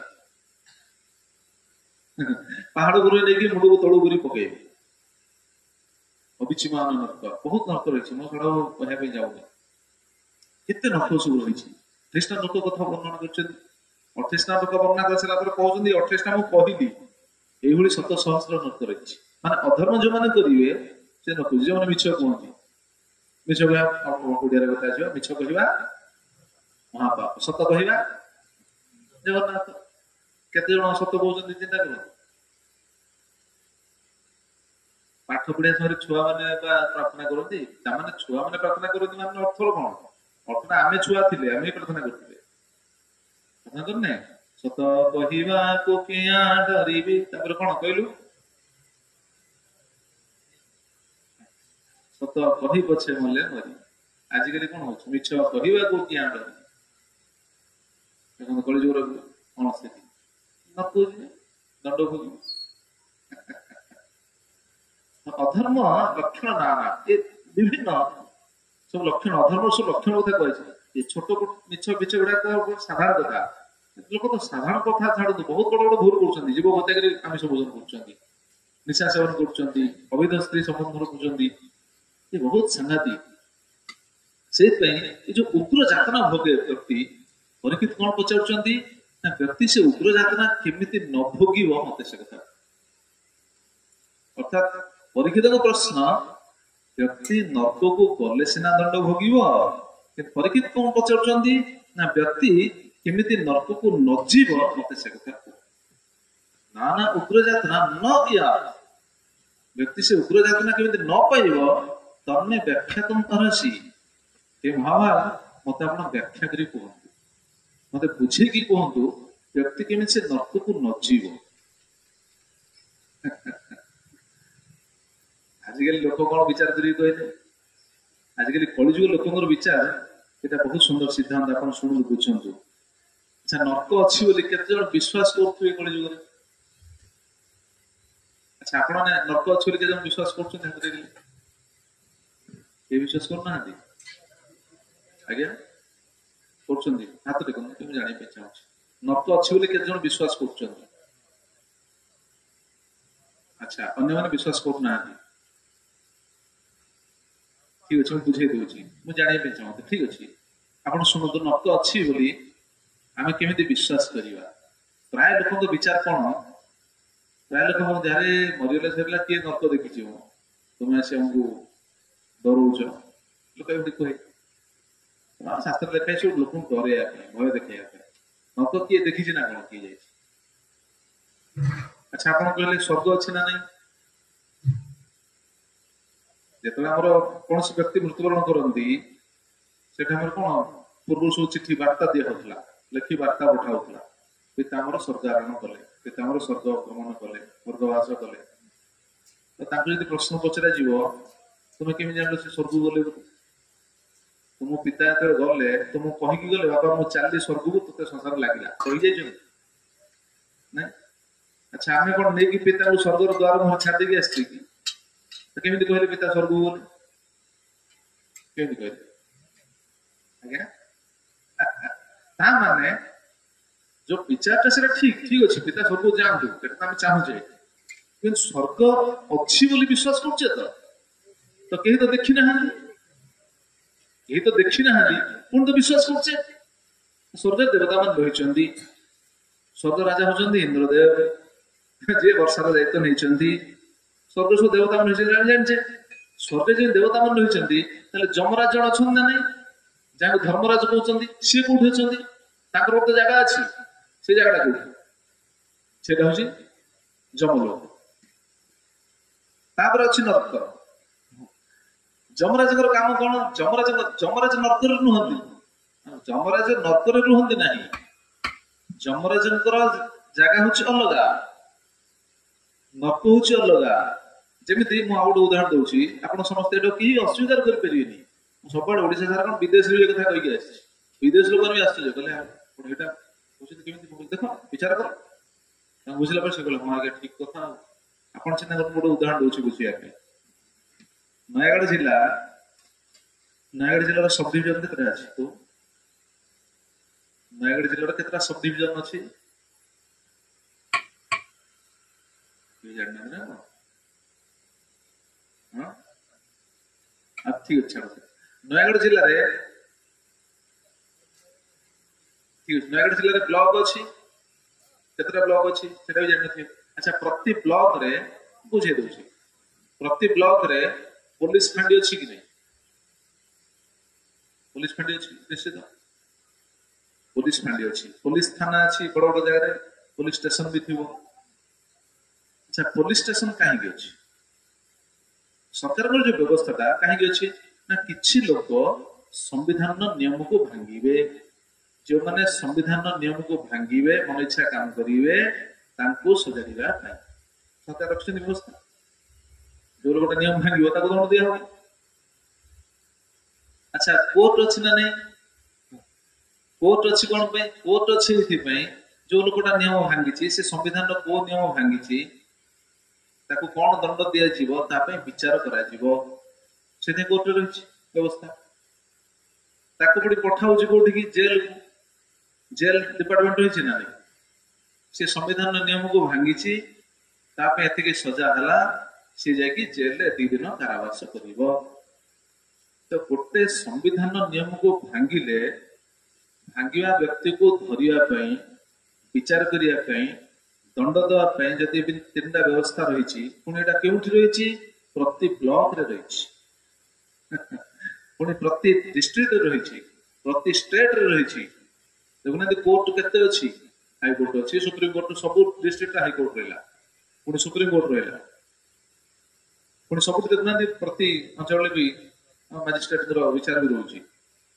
ତାହେଲେ ଯଦି ଜଗତରେ ଶୃଙ୍ଖଳା ପାଇଁ ଏତିକି ବ୍ୟବସ୍ଥା ସରକାରଙ୍କ ତରଫରୁ ହେଇଛି, ତାହେଲେ ସୃଷ୍ଟିର ଶୃଙ୍ଖଳା ପାଇଁ ଭଗବାନଙ୍କର କଣ କିଛି ବ୍ୟବସ୍ଥା ନାହିଁ? କୁହନ୍ତୁ ତ କଣ ସାର୍, ହଁ କି ନା? ତାହେଲେ ସୃଷ୍ଟିର ଶୃଙ୍ଖଳା ପାଇଁ, ଭଗବାନଙ୍କ ସୃଷ୍ଟିର ଶୃଙ୍ଖଳା ପାଇଁ କଣ ଭଗବାନ କିଛି ବ୍ୟବସ୍ଥା ରଖିନାହାନ୍ତି? ନା ଯିଏ ଯାହା ଗଲା ସବୁ ଠିକ? ରାସ୍ତାରେ ଚାଲିଲା ବେଳେ ଦେଖୁଛନ୍ତି, ରାସ୍ତାରେ ଚାଲିବା ବେଳେ କଣ କରୁଛନ୍ତି? ଆପଣ କହିପାରିବେନି ମୁଁ ମନ ଇଚ୍ଛା ଯିବି ନା। ଗାଡି ଆପଣ କିଣିଥାଇ ପାରନ୍ତି, ତେଲ ଆପଣ ପକେଇ ପାରନ୍ତି, ଆପଣଙ୍କ ଡ୍ରାଇଭିଂ ଲାଇସେନ୍ସ ଥାଇପାରେ, ଆପଣ ରୋଡ ଟ୍ୟାକ୍ସ ବାନ୍ଧି ପାରନ୍ତି, ଆପଣ ଇନ୍ସୁରାନ୍ସ କରିଥାଇ ପାରନ୍ତି, କିନ୍ତୁ ରାସ୍ତାର ବାମ ପଟେ ଚାଲିବେ ନା ନାଇଁ? ନା କହିବେ ମୁଁ ଗାଡି କିଣିଛି, ମୋ ପଇସାରେ ମୁଁ ପକଉଛି ତେଲ, ମୁଁ ରାସ୍ତାର ମଝିରେ ହିଁ ଯିବି, ମୁଁ ଡାହାଣ ପଟେ ଟ୍ରାଫିକର ଡାହାଣ ପଟେ ଯିବି। ଗଲେ ଦେଖିବା ନୟାଗଡ଼ ଛକରେ ଟ୍ରାଫିକର ଡାହାଣ ପଟେ ଗଲେ ଦେଖିବା କଣ ହବ, କଣ ହବ ଦେଖିବି। ନିୟମ ମାନିବାକୁ ପଡିବ। ଯଦି ଏ ଜଗତରେ ଯଦି ଚାଲିବା ପାଇଁ ନିୟମ ରହିଛି, ନିୟମକୁ ଭାଙ୍ଗିଲେ ଯଦି ଦଣ୍ଡ ଦିଆଯାଉଛି, ତାହେଲେ ଭଗବାନଙ୍କର ଏତେ ବଡ ସୃଷ୍ଟି, ଏ ସୃଷ୍ଟିର କଣ କିଛି ନିୟମ ନାହିଁ? ଆଉ ସେ ନିୟମକୁ ଯିଏ ଭାଙ୍ଗନ୍ତି ତାଙ୍କୁ ଦଣ୍ଡ ଦେବା ପାଇଁ ନର୍କ ଡିପାର୍ଟମେଣ୍ଟ। ବୁଝିଲା? ଯିଏ ବିଶ୍ୱାସ କରୁନାହାନ୍ତି ଏଥିରୁ ବୁଝିନେବେ। ନର୍କ ନାହିଁ ବୋଲି ଯୋଉମାନେ ଭାବୁଛନ୍ତି, ଦେଖନ୍ତୁ ଏଥିରେ ବୁଝିନେବେ। ତଥାପି ଲୋକଙ୍କର ଗୋଟେ ସନ୍ଦେହ ଆସେ, କଣ ନର୍କକୁ କିଏ ଯାଉଛି? ମରିଗଲେ ତ ସରିଗଲା, ପୋଡା ହେଇଗଲା ସରିଲା, ଆଉ ନର୍କକୁ ଯାଉଛି କିଏ, ଦଣ୍ଡ ଭୋଗୁଛି କିଏ? ଏଇଥିପାଇଁ କିଛି ଲୋକ ବୁଝିପାରନ୍ତି ନା, ବା କଣ ଗ୍ରହଣ କରନ୍ତି ନା, ଭାବନ୍ତି ଏସବୁ କାଳ୍ପନିକ। ନାଇଁ ନାଇଁ ନାଇଁ, କାଳ୍ପନିକ ନାହିଁ। ଆପଣ କଣ ବୁଝେଇବେ? ଲୋକ ମରିଗଲେ ସରିଗଲା, ଆମେ ତ ନେଇକି ପୋଡିଦେଲୁ ଶ୍ମଶାନ, ତାକୁ କଣ ଦଗ୍ଧ କରିଦେଲୁ, ସେ ତ ଭସ୍ମୀଭୂତ ହେଇଗଲେ ସରିଗଲା, ଆଉ ସେ ନର୍କକୁ ଯାଉଛି କି କୁଆଡେ ଯାଉଛି କିଏ ଦେଖିଛି? ତମେ କଣ ଦେଖିଛ? ଲୋକ ସାଙ୍ଗେ ସାଙ୍ଗେ ପ୍ରଶ୍ନ ପଚାରେ, କଣ କହିବେ? ଆମେ ଦେଖିନେ, କିନ୍ତୁ ଭଗବାନଙ୍କ ନିୟମଟା ହଉଛି ଏୟା। କିନ୍ତୁ ବୁଝିବା ଉଚିତ ନର୍କକୁ କିଏ ଯାଏ। ଯେମିତି ଆମ ଶରୀର, ଆମେ ଶରୀରଟାକୁ ଦେଖୁଛେ, ଏ ଶରୀରଟାକୁ ଯୋଉ ଦେଖୁଛେ, ଶରୀରର 2ଟା ବିଭାଗ ରହିଛି। 2ଟା ବିଭାଗ କଣ? ଗୋଟେ ହଉଛି ଦୃଶ୍ୟମାନ ଶରୀର, ଗୋଟେ ହଉଛି ଅଦୃଶ୍ୟମାନ ଶରୀର। ଦୃଶ୍ୟମାନ ଶରୀରଟାକୁ ଆମେ କହୁଛେ ସ୍ଥୂଳ ଦେହ, ସ୍ଥୂଳ ଶରୀର। ଅଦୃଶ୍ୟମାନ ଶରୀର, ତାକୁ ଅଦୃଶ୍ୟମାନ ମାନେ ଦେଖି ହବନି, ସେଟା କହୁଛେ ସୂକ୍ଷ୍ମ ଶରୀର। କାହିଁକି ଦେଖି ହବନି? ଆପଣ ଚିନ୍ତା କରନ୍ତୁ, କାହିଁକି ଦେଖିବେନି? ମୁଁ ଉଦାହରଣ ଦଉଛି, ଯେମିତି ଆମେ କହୁଛେ ଆମ ବାପା ଚାଲିଗଲେ, କିଏ ମିଶେ ମଉସା ଚାଲିଗଲେ, କି ଅମକ ବ୍ୟକ୍ତି ଚାଲିଗଲେ, ଯଦି ସେଠି ପ୍ରଶ୍ନ ପଚାରିବେ ଚାଲିଲେ କଣ, ସେ ତ ଶୋଇଛନ୍ତି, ସେ ତ ଅଛନ୍ତି ସେଠି ନା ନାଇଁ? ଆମେ କହୁଛେ ଚାଲିଗଲେ, ଚାଲିଲେ କଣ, ସେ ତ ଶୋଇଛନ୍ତି। ତାଙ୍କର ତ ଶରୀର ଅଛି, ହାତ ଅଛି, କାନ ଅଛି, ପାଟି ଅଛି, ପେଟ ଅଛି, ନାକ ଅଛି, ଆଖି ଅଛି, ଗୋଡ ଅଛି, ସବୁ ତ ଅଛି, ଚାଲିଗଲେ କଣ, ଶୋଇଛନ୍ତି ତ, ଉଠଉନା। ତାମାନେ ଶରୀରଟା ଅଛି, ଦୃଶ୍ୟମାନ ଶରୀରଟା ଅଛି, କିନ୍ତୁ ଆଉ ଗୋଟେ ଅଦୃଶ୍ୟମାନ ଶରୀର ଯେଉଁଟା ଥିଲା, ଯାହାର ଉପସ୍ଥିତିରେ ଶରୀରଟା କାର୍ଯ୍ୟକ୍ଷମ ଥିଲା, ସେ ଶରୀରଟା ପଳେଇଛି। ସେଟା କିଏ ଆଜ୍ଞା କହିଲେ? ଆଜ୍ଞା ଆତ୍ମା, ଜୀବାତ୍ମା। ଜୀବାତ୍ମା ଯୋଉ ଶରୀର ଭିତରେ ଥିଲେ, से जीवात्मा थिले बोली शरीरटा कार्यक्षम थिला जीवात्मा जो चली गले शरीरटा अकामी हो आम कहले मुंड पिटी कांदिला रे बाबा चली मुंड पिटी कांदुछ जाए से जो जीवात्मा जो गले किए देखी को पटे गले कहीं देखी ना किए देखिपारे ना आम समस्त भर से जीवात्मा रही जगत के सृष्टि भवन कर विचित्र देखुना से जीवात्मा शरीर भितर रही गोटे पंजुरी आप देखिए शुआ पंजुरी भितर पंजुरी बंद कराई शुआटा भर अच्छी पंजुरी द्वारा जब खोलदेव कौन हम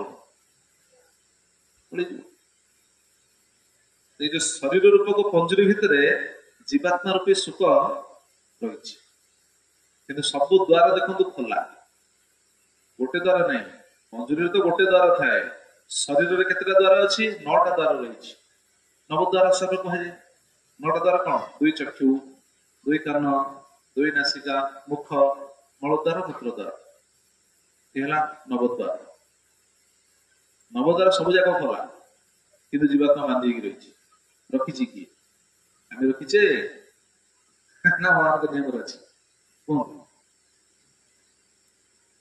जीवात्मा जब आम रखीचे ताले आम तो चाहिए बापा सब रुहतु कि बापा तो पड़े जाऊँ समय मृत्यु कौन कर आम रखी नहीं जनक नियम से बांधिकी रही से नियमटा कह भगवान से जीवात्मा एत सूक्ष्म से भीतर रही से गोटे नियम द्वारा बांधिकी रही सब द्वारा खोला अच्छी कि बांधी दी रही परम फल भोगिया आम कहीं रखिपारानी से तो कहूँ कहीं रही ना रे ना भवरंग भूमि तले सब निज निज अभिनय सारी बाबड़ी कड़ा बड़े समस्त अभिनय कर अभिनय सरला छाड़ी चलिए मैंने गोटे नियम द्वारा भगवान गोटे नियम द्वारा से बांधिक रही से भगवान ही नियम रही जीवात्मा यदि भूल कर दंड भोग से कौट भोग दंड नरक जा दंड भोग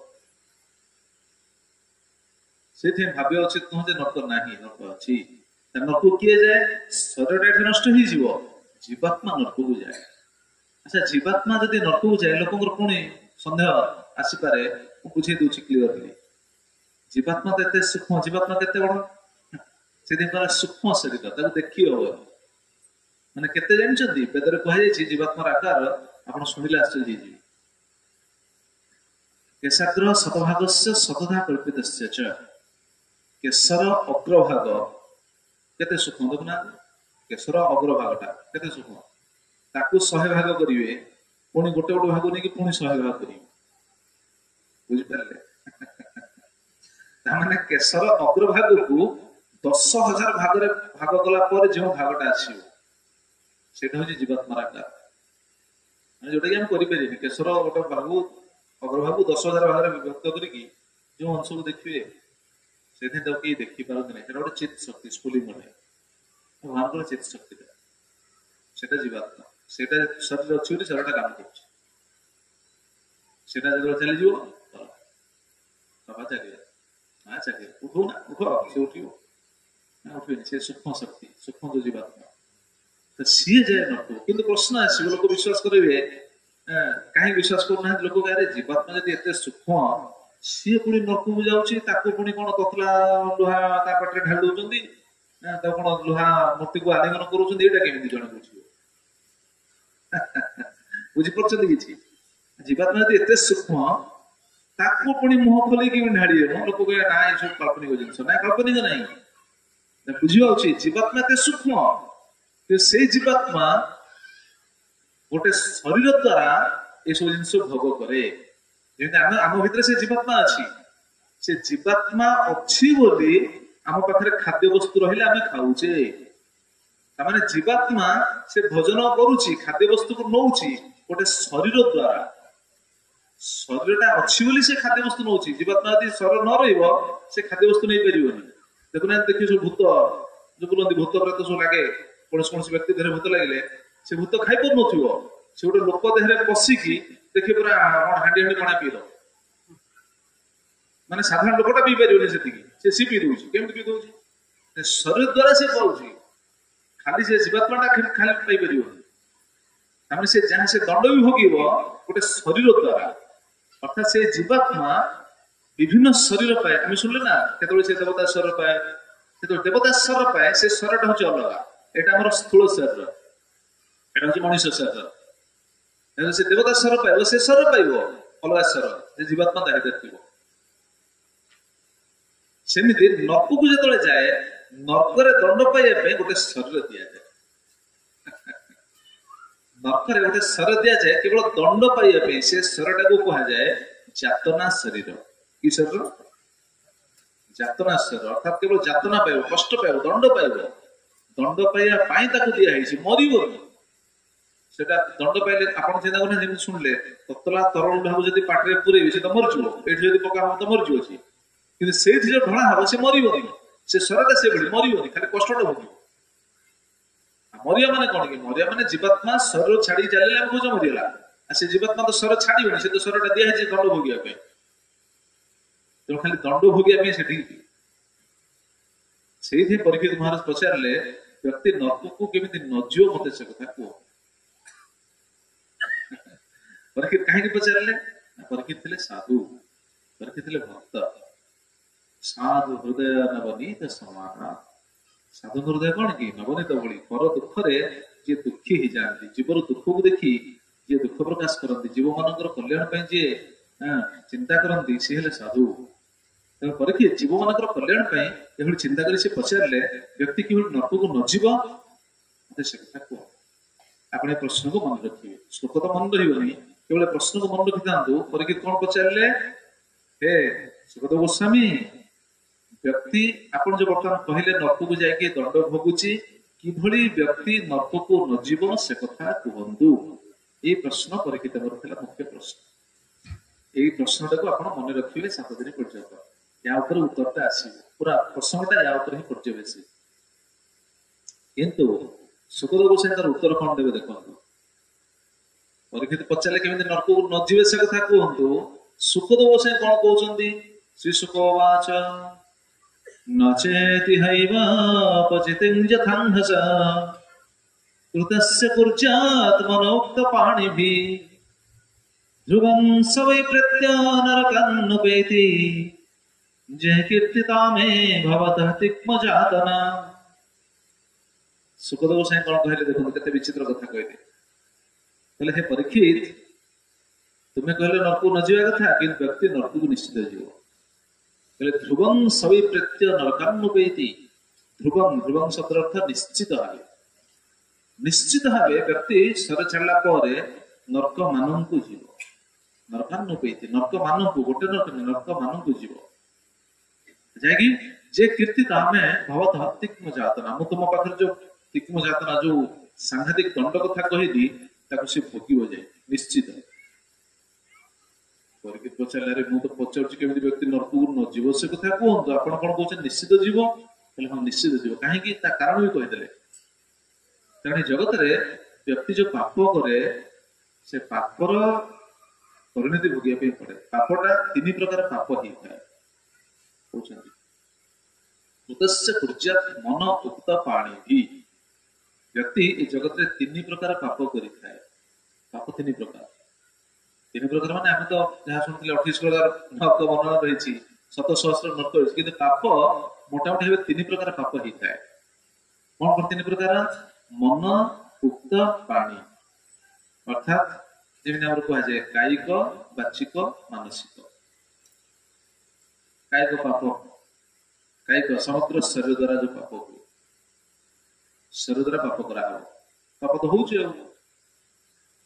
ବାଚିକ ପାପ ବଚନରେ, ବଚନରେ ପାପ। ବଚନରେ କଣ ପାପ? ଯେମିତି ଆମେ ଶୁଣିଥିଲେ ମିଛ କହିବା, ବାଚନିକ ପାପ। ଗୁରୁଜନଙ୍କୁ କଟା କଥା କହିବା, ତୁ ତା ରେରା କରି ଆମେ କାହାକୁ ଗାଳି କରିବା, କାହାକୁ ଗୋଟେ କଣ ନିନ୍ଦା କରିବା,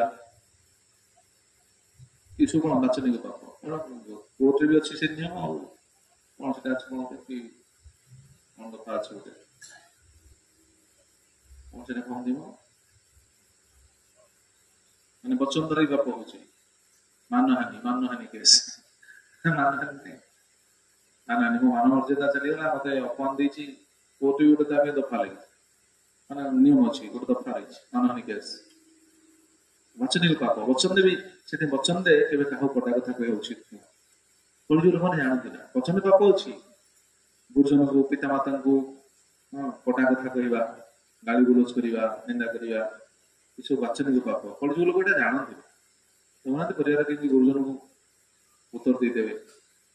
ନାଇଁ, ଗୁରୁଜନ କେବେ ଉତ୍ତର ଦେବା ଉଚିତ ନୁହଁ। ଗୁରୁଜନ ମାନେ ସବୁ ସମୟ ପାଇଁ ସେମାନେ ହେଲେ ନମସ୍ୟ। ଆମେ ଯଦି ଗୁରୁଜନଙ୍କୁ ସମ୍ମାନ ଦଉନେ, ପ୍ରଣାମ କରୁନେ, ଉପଯୁକ୍ତ ସମ୍ମାନ ଦେଇନେ, ଆମେ ବି ଦିନେ ଗୁରୁଜନ ହବା କି ନାହିଁ? ଯୋଉ ଛୁଆଟା ତା ପିତା ମାତାକୁ ସମ୍ମାନ ଦଉନି, ସିଏ ଦିନେ ବଡ ହବ କି ନାହିଁ? ସିଏ ତ ବଡ ହବ, ସିଏ ଗୁରୁଜନ ହବ କି ନାହିଁ? ତାକୁ ସେଭଳିଆ ମିଳିବ, କେତେ କଷ୍ଟ। ଏବେ ଗୁରୁଜନଙ୍କୁ କେବେ ଅସମ୍ମାନ କରିଅଛି, ଇଏ ହଉଛି ବାଚନିକ ପାପ।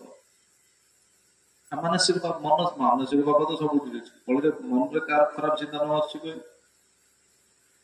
ମନରେ ଖରାପ ଚିନ୍ତା, ମନରେ ଦେଖିକି ଈର୍ଷା କରିବା, କାହାର ଇଏକୁ କଣ ଅପକର୍ଷ, କାହାର କଣ ଉନ୍ନତିକୁ ଦେଖିକି ସହି ନ ପାରିବା, କଳିଯୁଗରେ ପ୍ରାୟ ଏଟା ଦେଖାଯାଏ। ଅନ୍ୟର ମନରେ ସବୁ ଅନ୍ୟର ଅମଙ୍ଗଳ ଚିନ୍ତା କରିବା। ଓଡିଆରେ ଗୋଟେ କଥା ଆସିଲା, ଯେ ପାଞ୍ଚେ ପରମନ୍ଦ କାହିଁ କାହାର ମନ୍ଦ ଚିନ୍ତା କରିବେ। ମନରେ ବି କାହାର ଖରାପ ଚିନ୍ତା କରିବା ଉଚିତ ନୁହଁ, ବରଂ ପ୍ରସନ୍ନ ହବା ଉଚିତ। ହଁ, ସେ ଲୋକଟା ଭଲ, ଯାଅ, ସେ ତାର ପରିଶ୍ରମ କରୁଛି, ସେ ତାର ଉନ୍ନତି କରୁଛି, ଭଲ, ତା ପିଲାମାନଙ୍କୁ ସେ ମଣିଷ କରୁଛି, ଭଲ, ଭଗବାନ ତା ଉପରେ ସହାୟ ଅଛନ୍ତି, ଭଗବାନଙ୍କ କୃପାରୁ ସେ ପିଲାମାନଙ୍କୁ ମଣିଷ କରିପାରିଛି, ତା ଜୀବନଟା ଶୃଙ୍ଖଳ ଦେଇପାରିଛି। ଖୁସି ହେବା ଦରକାର। ଅନ୍ୟକୁ ଦେଖି ଯଦି ଆମେ ଖୁସି ହଉଛେ, ଭଗବାନ ସେଥିରେ ଖୁସି ହେବେ। ଅନ୍ୟକୁ ଦେଖି ଯଦି ଆମେ କଣ ସହ୍ୟ କରିପାରୁନେ, ସହିପାରୁନେ, ବାଡି ଛାଟି ହଉଛେ, ଭଗବାନଙ୍କର କଣ, ଆମେ ଆମ ଜୀବନଟା ଖାଲି ହା ହତାଶମୟ ହେଇକି ଯିବ, କିଛି ସୁଖ ପାଇବେନି। ଏଟା ପାପ, ଭଗବତ କହିଛି ପାପ। ମନ, ଉକ୍ତ, ପାଣି, ତିନି ପ୍ରକାର ପାପ। ତେଣୁ ଯୋଉ ପାପ ଯୋଉ ବ୍ୟକ୍ତି କରିଥାଏ, ସେଇଥିପାଇଁ ତ ନରକକୁ ଯିବା ପାଇଁ ପଡିବ। ତ ପରୀକ୍ଷିତ ପଚାରିଲେ, ହେ ଗୁରୁଦେବ, ବ୍ୟକ୍ତି ନରକକୁ କେମିତି ନ ଯିବ କୁହନ୍ତୁ? ହେଲେ ଯଦି ନ ଯିବା ପାଇଁ ଚାହୁଁଛ, ସେଟା କହିଦେଲେ, ନଚେତ୍ ଏହା ଏବ ଅପଚିତି ଯଥା ମନସ ଯଥା ଅଙ୍ଗସ। ଯୋଉ କାୟିକ, ବାଚିକ, ମାନସିକ ତିନି ପ୍ରକାର ଯୋଉ ପାପ ହେଇଛି, ସେଇ ପାପର ଯଥା ରୂପ ତାର ପ୍ରାୟଶ୍ଚିତ କରିବା ଉଚିତ। ଯଦି ପ୍ରାୟଶ୍ଚିତ କରିବ, ତାହେଲେ ନରକକୁ ଯିବ। ପାପ ହେଇଗଲା, ପ୍ରାୟଶ୍ଚିତ କରିବ।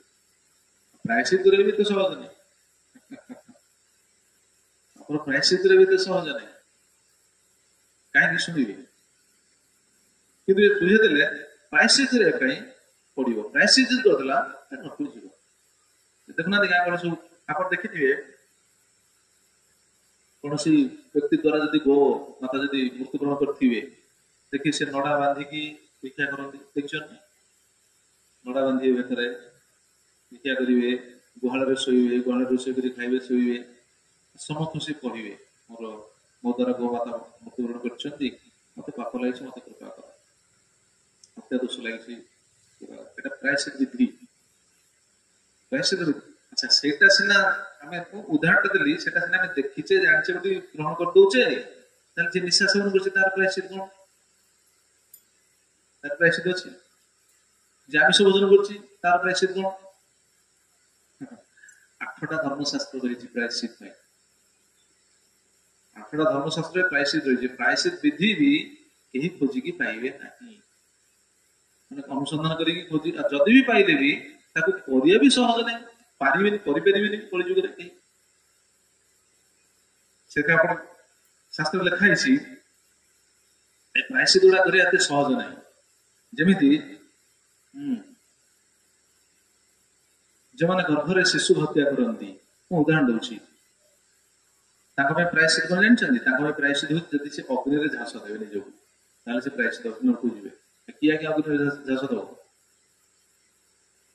ମଦ୍ୟକୁ ଜଣେ ସେବନ କରୁନି, ଖାଲି ଆଘ୍ରାଣ କରୁଛି, ପିଇବା ଛାଡି ଦିଅନ୍ତୁ।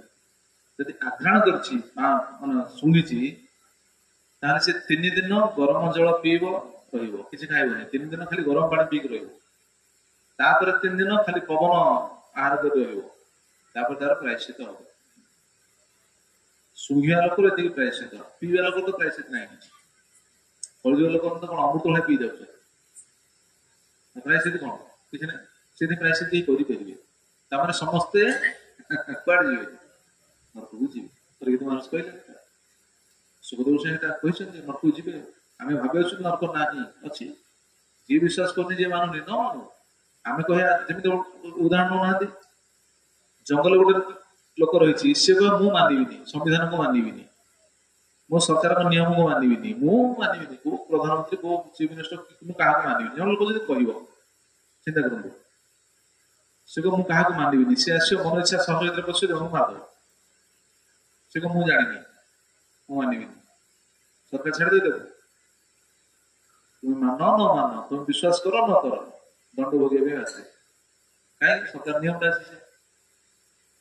आसे आम भाव मुझे नर्क जीविनी मो नर्क घर को देखनी जी भूल करेंगे बर्तमान सीना मान ना जो नर्क जी से सरल मान से नर्क जमदूत मैंने पूरा देखे तो यही भूल कर जमराज कहे तुम यही भूल कर बहुत भगवान नियम को कहीं अस्वीकार कर पारे ना ये जो पाप प्रायश्चित बहुत कष्ट से देखुना 5टा यज्ञ रही पाप तो केते अजाणत तार हिसाब नहीं अजाणत जानी शुणी पाप कले प्रायश्चित रही विधि व्यक्ति अजाणत जो पाप कर शास्त्र 5टा विधि रही प्रायश्चित विधि कहीं व्यक्तिर 5टा जगह अजाणत पाप हम आजिका तो लोग जानी शुणी निशा सेवन कर आमिष भोजन तो जानी शुणी कर अजाणत भी पाप तार प्रायश्चित विधि रही अजाणत पापर प्रायश्चित कौन जानते देखो शास्त्र कौन लिखाई पंचसुधाकृतं पापं पंचयज्ञो व्यपहति खंडनी पेषणी चुल्ली उत्कुंभी च वर्जनी पंचसुनागृहस्थस्य ताभिसर्गं न विन्दति 5टा जगह जीवर पाप हम से चाहिए भी चेक कर पंचसुधाकृतं पापं 5टा जगह पाप हो 5टा यज्ञ रही पंचयज्ञ व्यपहति 5टा यज्ञ विधि रही 5टा जगह कोटी कोटी पाप हो प्रथम कहले खंडनी पेषणी चुल्ली उत्कुंभी मार्जनी खंडनी माने जल घड़ा खरा दिन जल घड़ा पानी माठिया रखि पानी सुरे रखि तले देखिए से जल बाली रखि से थंडा देखिकी सब कीट आसी से सब आश्रित होगी पात्र को जो गड़े बाहर करेंगे के कीट सब चिपिक मर आम जाणी मरने अजाणत से मरे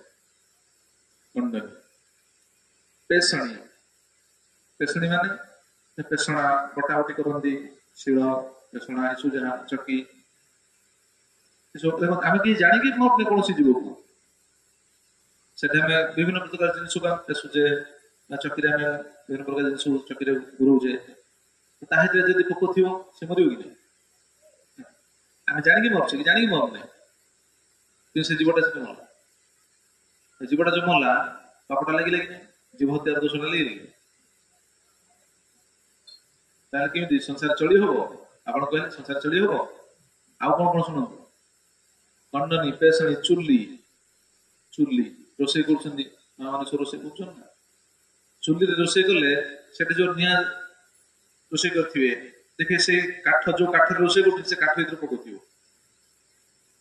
काठ भर जो पोक थाए जो काठटा जलुची से पोकटा पड़ी मर लगे ना देखिए से रोसे सरला देखिए खाद्य पदार्थ पड़ो से पिंपड़ी फिंपड़ी सब लगी कला जीव सब लगी जो लिपालिपि कर दिखती से जीव सब मर जाणी मरना जमी माँ मैंने सब परिया कर बैगण काटुच्च बैगण काटिले बैगण भर देखिए पोक थी सी कटिज कहीं जाणी मरुच्च कहीं जाणी मरना चाउल धोउं चाउल धर देखिए चाउल धर के पोक थी धोईक आम फोपाड़ दौचे से पोकटा सब गले मर जाणी मरुच्च मरना कि जीव हत्या है कि ना जीव को मारिवाटा पाप कि नहीं मनीष को मारिवाटा पाप कि नहीं मनीष मारे पाप आ पिंपड़ी मारे कौन पाप ना सी भी तो जीव ना जीवात्मा तो स्वर कहे ना जगनेश्वर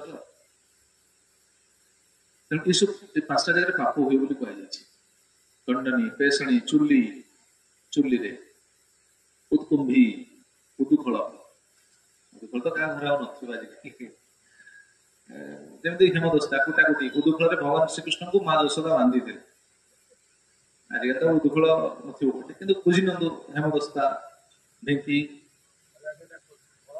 आज्ञा उदुखल फल नहीं उदुखल उदुखल से कुटाकुटी हुए ତ ସେଠି ଜୀବ ସବୁ ମରନ୍ତି। ଏବଂ ପଞ୍ଚମ ହଉଛି ମାର୍ଜନୀ। ମାର୍ଜନୀ ମାନେ ଝାଡୁ ମାରିବା। ମାର୍ଜନୀ ଝାଡୁ ମାରିବା। ମା ମାନେ ଝାଡୁ ମାରୁଛନ୍ତି, ଝାଡୁ ମାରିଲେ କେତେ ଜୀବ ମରି ଯାଉଛନ୍ତି। ହେଲେ ସବୁ ପାପ ହେଲା କି ନାହିଁ? ଅଜାଣତରେ ପାପ ହେଲା କି ନାହିଁ? ତ ପୁରୁଷ ଲୋକମାନେ ବିଚାର କଲେ ଭଲ ହେଲା, ଏଇସବୁ ମା ମାନଙ୍କର ପାପ, ମାତା ଜାଣଙ୍କର, ଆମର କିଛି ନାହିଁ। ନାଇଁ ଆମେ ପାପ ଲାଗିବନି ଆମକୁ, ନାଇଁ ନାଇଁ ସମସ୍ତଙ୍କୁ ଲାଗିବ। କାହିଁକି କହିଲେ, ଯଦି ଆମେ ରାସ୍ତାରେ ଚାଲି ଚାଲି ଯାଉଛେ, ଚାଲି ଚାଲି ଯିବା ବେଳେ ପାଦ ତଳେ କେତେ ଜୀବ ମରି ଯାଉଛନ୍ତି, ମରୁଛନ୍ତି କି ନାହିଁ? ନା ଆମେ ଦେଖି ଦେଖି ଚାଲୁଛେ? ସାଇକେଲରେ ଯାଉଛେ, ଗାଡିରେ ଯାଉଛେ, କେତେ ଜୀବ ମରି ଯାଉଛନ୍ତି, ସେ ପାପଟା କାହାକୁ ଲାଗିବ? ଏମିତି କି ଆପଣ ଜାଣିଥାନ୍ତୁ ଶାସ୍ତ୍ର ନିୟମଟା କେତେ ସୂକ୍ଷ୍ମ। ବସରେ ଯାଉଛନ୍ତି, ଟ୍ରେନରେ ଯାଉଛନ୍ତି, ବସରେ ଯାଉଛନ୍ତି, ଯଦି ଚକା ତଳେ କୌଣସି ଜୀବ ମରିଗଲା, ସେଠି ଯେତେ ପାସେଞ୍ଜର ରହିଛନ୍ତି ସମସ୍ତଙ୍କୁ ସେ ଦୋଷଟା ଲାଗିବ। ଟ୍ରେନରେ ଯାଉଛନ୍ତି, ଟ୍ରେନରେ ଚକା ତଳେ ଯଦି କୌଣସି ଜୀବ ମରିଗଲା, ଟ୍ରେନରେ ଯେତେ ପାସେଞ୍ଜର ରହିଛନ୍ତି ସମସ୍ତଙ୍କୁ ସେ ପାପର ଫଳଟା ଭୋଗିବାକୁ ପଡିବ। କାହିଁକି? ଆମେ ତ ମାରିନି, ତୁମେ ନ ମାରିଲ କଣ, ତୁମେ ବସିଛ ସେଠି, ତୁମେ ଯେହେତୁ ବସିଛ ସେ ଗାଡିରେ, ତୁମକୁ ନେଇକି ତ ଗାଡିଟା ଯାଉଛି ନା, ତ ଆମକୁ ନେଇକି ଯେହେତୁ ଗାଡିଟା ଯାଉଛି, ଆମେ ଆମ ଯୋଗୁଁ ସେ ଜୀବଟା ମଲା, ତେଣୁ ଭୋଗିବା ପାଇଁ ପଡିବ। ତାହେଲେ କିଏ ବଞ୍ଚିବେ କୁହନ୍ତୁ? ସେଇଥିପାଇଁ ତ ପରୀକ୍ଷିତକୁ ସୁଗତ ଗୋସ୍ୱାମୀ କହିଲେ, ଗୋଟେ କ୍ଷଣ ବି ହେଇପାରେ ନିଶ୍ଚିତ ଧ୍ରୁବଂଶ ପ୍ରତ୍ୟୟ ନରକାନ୍ନ ପେଇତି, ଧ୍ରୁବ ନିଶ୍ଚିତ ଭାବେ ବ୍ୟକ୍ତି ନରକକୁ ଯିବ। କିଏ ବଞ୍ଚିବ କୁହନ୍ତୁ? ଏଇଥିପାଇଁ 5ଟା ଯଜ୍ଞ ଥିଲା। 5ଟା ଯଜ୍ଞ ଶାସ୍ତ୍ର କୁହାଯାଇଛି, ଗରୁଡ ପୁରାଣରେ କୁହାଯାଇଛି 5ଟା ଯଜ୍ଞ ପ୍ରତିଦିନ ଆମେ କରିବାର ଉଚିତ। 5ଟା ଯେ ପାପ ଅଜାଣତରେ ହୁଏ, ଏ ଅଜାଣତର ପାପ ପାଇଁ କୁହାଯାଇଛି। ଆଉ ଜାଣି ଶୁଣୁ ଯେ ପାପ କରୁଛି ତା ତାର ଯିବା କଣ, ତା ବାଟ କଣ ଶୁଣିବା, ଏ ପ୍ରସଙ୍ଗରେ ଆସିବ। ଅଜାଣତରେ ଯୋଉ ପାପ ହଉଛି, ଏଥିରେ 5ଟା ଯଜ୍ଞ ରହିଛି। 5ଟା ଯଜ୍ଞ କଣ? ଅଧ୍ୟାପନଂ ବ୍ରହ୍ମଯଜ୍ଞ, ପିତୃଯଜ୍ଞସ୍ତୁ ତର୍ପଣମ୍, ହୋମ ଦୈବ ବଳିର୍ଭୂତ ନୃଯଜ୍ଞ ଅତିଥି ପୂଜନମ୍। ଏ ହେଲା 5ଟା ଯଜ୍ଞ। ବ୍ରହ୍ମଯଜ୍ଞ, ବ୍ରହ୍ମଯଜ୍ଞ କଣ? ଅଧ୍ୟାପନ, ଅଧ୍ୟୟନ କରିବା, ହେଲା ବ୍ରହ୍ମଯଜ୍ଞ। 5ଟା ଯଜ୍ଞ, ଗୋଟେ ହଉଛି ବ୍ରହ୍ମଯଜ୍ଞ, ପିତୃଯଜ୍ଞ, ଦେବଯଜ୍ଞ, ଭୂତଯଜ୍ଞ, ନୃଯଜ୍ଞ।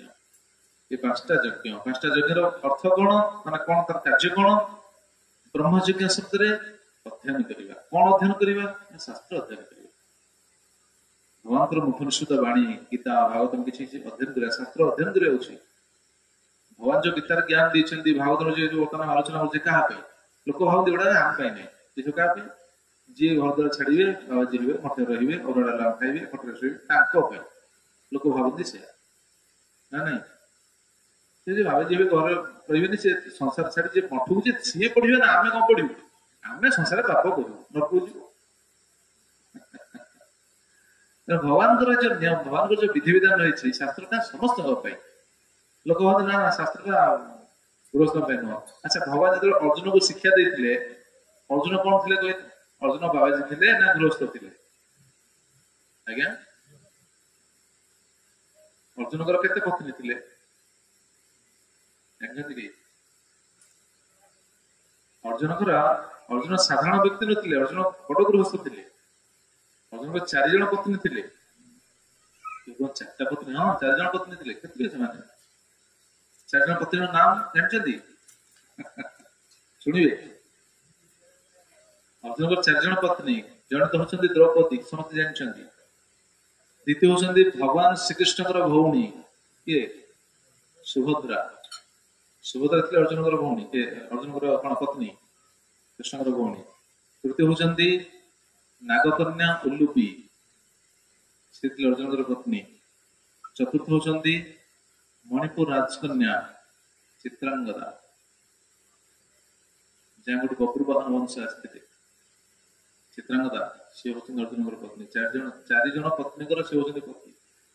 ତାହେଲେ ଭଗବାନ ଗୀତା ଜ୍ଞାନ ଦେଇଛନ୍ତି କାହାକୁ? ଅର୍ଜୁନ। ଅର୍ଜୁନକୁ ତ ନୁହଁ, ଅର୍ଜୁନଙ୍କ ମାଧ୍ୟମରେ ସମସ୍ତେ। ଆମେ ଭାବୁଛେ କଣ ନା ଗୀତା ଆମ ପାଇଁ ନାହିଁ। ମଠରେ ଯିଏ ରହିବେ, ଯିଏ ଅରୁଆ ଡାଲମା ଖାଇ ମଠରେ ରହିବେ, ସିଏ ପଢିବେ। ଭଗବାନ କଣ ଖାଲି ମଠବାସୀଙ୍କୁ ଶୃଙ୍ଖଳିତ କରିବା ପାଇଁ ଦେଇଛନ୍ତି ଜ୍ଞାନ? ସଂସାର ସମସ୍ତଙ୍କୁ ଜ୍ଞାନ ଦେଇଛନ୍ତି ଶୃଙ୍ଖଳିତ ହେବା ପାଇଁ। ସେତିକି ହେଲା ବ୍ରହ୍ମଯଜ୍ଞ, ପ୍ରତିଦିନ ପଢିଯାଉଛି। ଶାସ୍ତ୍ର କମ ସେ କମ କିଛି ନ ପଢିଲେ ବି ଭଗବତ ଗୀତା ପାଠ କରିବା ଉଚିତ। କଥାରେ ଅଛି ନା, ଆଲୋଚନା ରୁଚୁ ଖା ପିତା बुझ न बुझ पढ़ गीता न बुझले गीता पढ़ी अच्छे पाठ कले धीरे धीरे धीरे धीरे बुझीपर नचेत आम के जाने आम जीवन केमी श्रृंखलित करा किए शिक्षा दबा कहना पिता पुत्र को शिक्षा दूसरी के शिक्षा दूसरी से जी जानी से कहना सच्चरित्रवान हवा से कौन शिक्षा दे पारे कहूँ जीवन को श्रृंखलित करने पूरा निष्पाप जीवन बिताई जो शिक्षा से किए दब आम किए जानते तो से शिक्षा दबा भगवान देते से शिक्षा तेणु ब्रह्मयज्ञ अध्यापन ब्रह्मयज्ञ पितृयज्ञ तर्पण पितृयज्ञ तर्पण पितृपुरुष उद्देश्य जो तर्पण कर पितृयज्ञ होम दैव देवता मान उद्देश्य होम करवा देवयज्ञ एवं बलिर्भूत भूतयज्ञ भूतयज्ञ भूतयज्ञ कौन माने जीव मान कल्याण करवा बलि देवा बलि माने कौन बलि माने के भागे जीव को हत्या करी बलि देवा ना नहीं सेटा नुह से लोक बुझी पारती नहीं बलि माने उपहार जीव मान किसी खाद्य दवा जमी आप देखिथे कई लोक सकालू पारा मान खाया दिखती जीव मान खाया दिया देखिए कई गोमाता को खाया दिखती एमती कि आम जो सब थिलु घरे थिला समय आम से सब अनुभव करछु भी थी प्राय घर मत जानी कौन सब नियम बदल कौन मत कहीपर जदि किए जगन्नाथ पुरी जाइए से महाप्रसाद आनी कौन करती महाप्रसाद आनी समस्ते पूर्व आसला पर महाप्रसाद निश्चित फेरिक जाए महाप्रसाद गाँव में प्राय समस्त बंटा हम टे भी दिया हम एवं थी कि नहीं जानी अच्छी अच्छी आउ कौन हुए से महाप्रसाद को घर पछपटे भी रखा जाए यहाँ अच्छी ना कहीपर आम देखी महाप्रसाद को घर पछपटे रखा कहीं घर पाखापाखि जो जीव मैंने थे से सेवन करेंगे से किसी स्वीकृति पाइबे महान प्रसाद पाइबे ना महाप्रसाद रखा जाए भूतयज्ञ नृयज्ञ पंचम से नृयज्ञ नृयज्ञ कौन अतिथि पूजन अतिथि सेवा अतिथि सेवा हूँ बहुत बड़ा यज्ञ तो ये जो 5टा यज्ञ कथा कहला ये जो अजांत जो पाप हूँ बड़ा सब कट जानी शुणी जो पाप कर प्रायश्चित करने से प्रायश्चित केमी कर सुखदेव से कहले तस्मात्रेवासो इह पाप निष्कृत जतेत मृत्योरविपद्यतात्मना दोषस्य दृष्ट्वा गुरुलाघवं यथा चिकित्सेत रुजं निदानवी तस्मात् तेणु व्यक्ति प्रायश्चित करवा उचित केबे करिवो तस्मात् पुरा इव आसु आसु अति शीघ्र पाप हला जानला माने से प्रायश्चित करतो इह पाप निष्कृत पापरु क्षण निमित्त ताको संगे संगे प्रायश्चित करवा उचित पाप हला माने संगे संगे प्रायश्चित करबे किंतु कलि जुग तो केही जानि परिबे पाप होउछ तो जानु ना निशा सेवन करे पाप होउछ जानले सिना प्रायश्चित करि जानु ना आम सब जन पाप हो जानू ना प्रायश्चित करी कौन ताने समस्ते केते बड़ भयंकर स्थिति अच्छा विचार करना उचित शास्त्र कौन शिक्षा दिखते देख तो प्रायश्चित केवे करेंगे तस्मात् से प्रायश्चित करवा उचित यह जन्म अति शीघ्र मृत्यु पूर्व संयत मनरे मन स्थिर थी आउ मृत्यु पूर्व पुणी सुस्थ थी अवस्था नुह वृद्ध अवस्था ना सुस्थ अवस्था सुस्थ अवस्था प्रायश्चित करेंगे शरीर ठीक थी आउ शेष कहले दोष से दृष्टा गुरु लाघव यथा जमी पाप होती सेमती प्रायश्चित माने छोट पाप छोट प्रायश्चित बड़ पाप बड़ प्रायश्चित जमी पाप होती सेमती प्रायश्चित तेबे जाएगी प्रायश्चित हम केते सुंदर उदाहरण दिले देखना दोष से दृष्टा गुरु लाघव यथा गुरु पाप कि लघु पाप तार कौन दोष अनुसार प्रायश्चित केमी गोटे उदाहरण दौर चिकित्सा रुझान निदान भी डाक्तर पाख जाइए डाक्तर पाख गले डाक्तर देखिए कौन है थंडा है से साधारण मेडिसिन दे कि थंडा है बहुत दिन रही जाइए जाइन डाक्तर पाखु मेडिसिन किसी खाई थे थंडा रही रही रही पूरा निमोनिया हो डाक्तर पाखु सी कौन साधारण मेडिसिन टा देवे ना से कौन डाक्तर कौन कहे तू एत दिन है तो समस्या अच्छु मेडिसिन खाइन किसी ना तो से साधारण मेडिसिन देवे कहीं साधारण मेडिसिन देले कार्ड न कर दिन कौन देवी हाई पावर मेडिसिन ना नहीं हाई पावर मेडिसिन टा देवे ना कटोनी से उदाहरण दौरान सुंदर देखो भेषज चिकित्सा चिकित्सा करने चिकित्सक जमी भेषज जमी मेडिसिन दिखती ठीक से पापर प्रायश्चित जो छोट पापर छोट प्रायश्चित बड़ पापर बड़ प्रायश्चित से करना पुणी समय अनुसार समय जब अतिक्रांत हो बहुत बड़ विपद उपयुक्त समय करेंगे नचेत कौन हम अन्यथा कालकृतम तो द्विगुण पते से कथा कहते कालकृतम तो द्विगुण प्रायश्चित काल अतिक्रम है दुई गुण प्रायश्चित करेंगे आजिकल नियम बुझीपारे जमी आप उदाहरण दूसरी बुझाते गोटे लोक संविधान नियम भांगी दे कोर्टे विचार होती दिन 6 मास जेल भोगिया पड़ो से जेल दंड भोगिया जेल भितर अच्छी धार्य हो 6 मास भोग जदि सी कौन से कारणवशत केमी कौन चक्रांत करी केमी कौन प्रयास करी सी जेल रु खसिकी पड़े जाए पड़ेगला जब पुलिस धरवे कौन से 6 मास भोगे दंड पुलिस पुणी धरवे 2 मास पर पुलिस खोजु धरले जदि धरवे जो निर्धारित हो 6 मास दंड से 6 मास सी भोग कि ना अधिका भोग कहीं जहाँ दंड थिला से दंड को सी भोगलानी चंपट मारी पड़ी से अधिका दंड भोगे ठीक से प्रायश्चित जब उपयुक्त समय जब न करेंगे 2 गुण प्रायश्चित करेंगे एति शुणिले परीक्षित हे सुखदेव गोस्वामी हे गुरुदेव आपन जो प्रायश्चित कथा कहते ये प्रायश्चित ही करें ना किए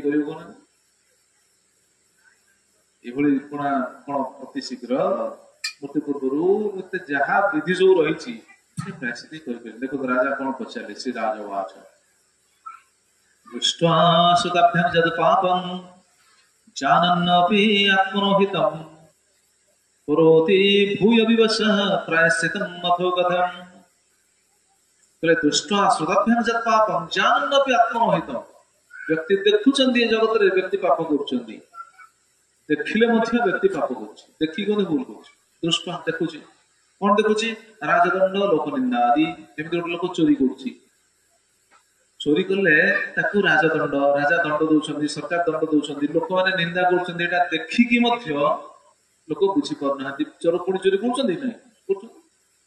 श्रोताभ्याम शुणिकी ना पाप गले नरकू जा पड़ो शुणुं लोक कौन जाना पाप गले नरकू जा पड़ो लोक शुणी बुझे विश्वास करना जानन पे आत्मनोहित एटा निजर अकल्याण जानिके व्यक्ति पाप कर जो अन्य कथार कहवा तात्पर्य व्यक्तिर तो ज्ञान ना से देखुची शुणुची जानुची तथापि पाप कर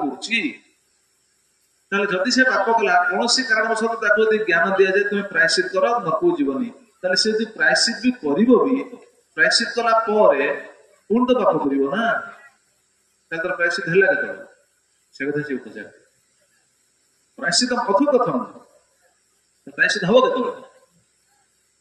जब प्राय लोग आप चिंता करें उदाहरण दूसरी प्राय लोग सब जाती तीर्थ भ्रमण करने जाने तीर्थ कहीं जाऊँ तीर्थ जाऊँ पापर प्रायश्चित हम ये जो जमी कौन कुंभमेला बर्तमान कुंभमेला चलते नहीं कुंभमेला केते कोटी कोटी लोक से समागम कोटी कोटी लोक कौन पे जाते कहले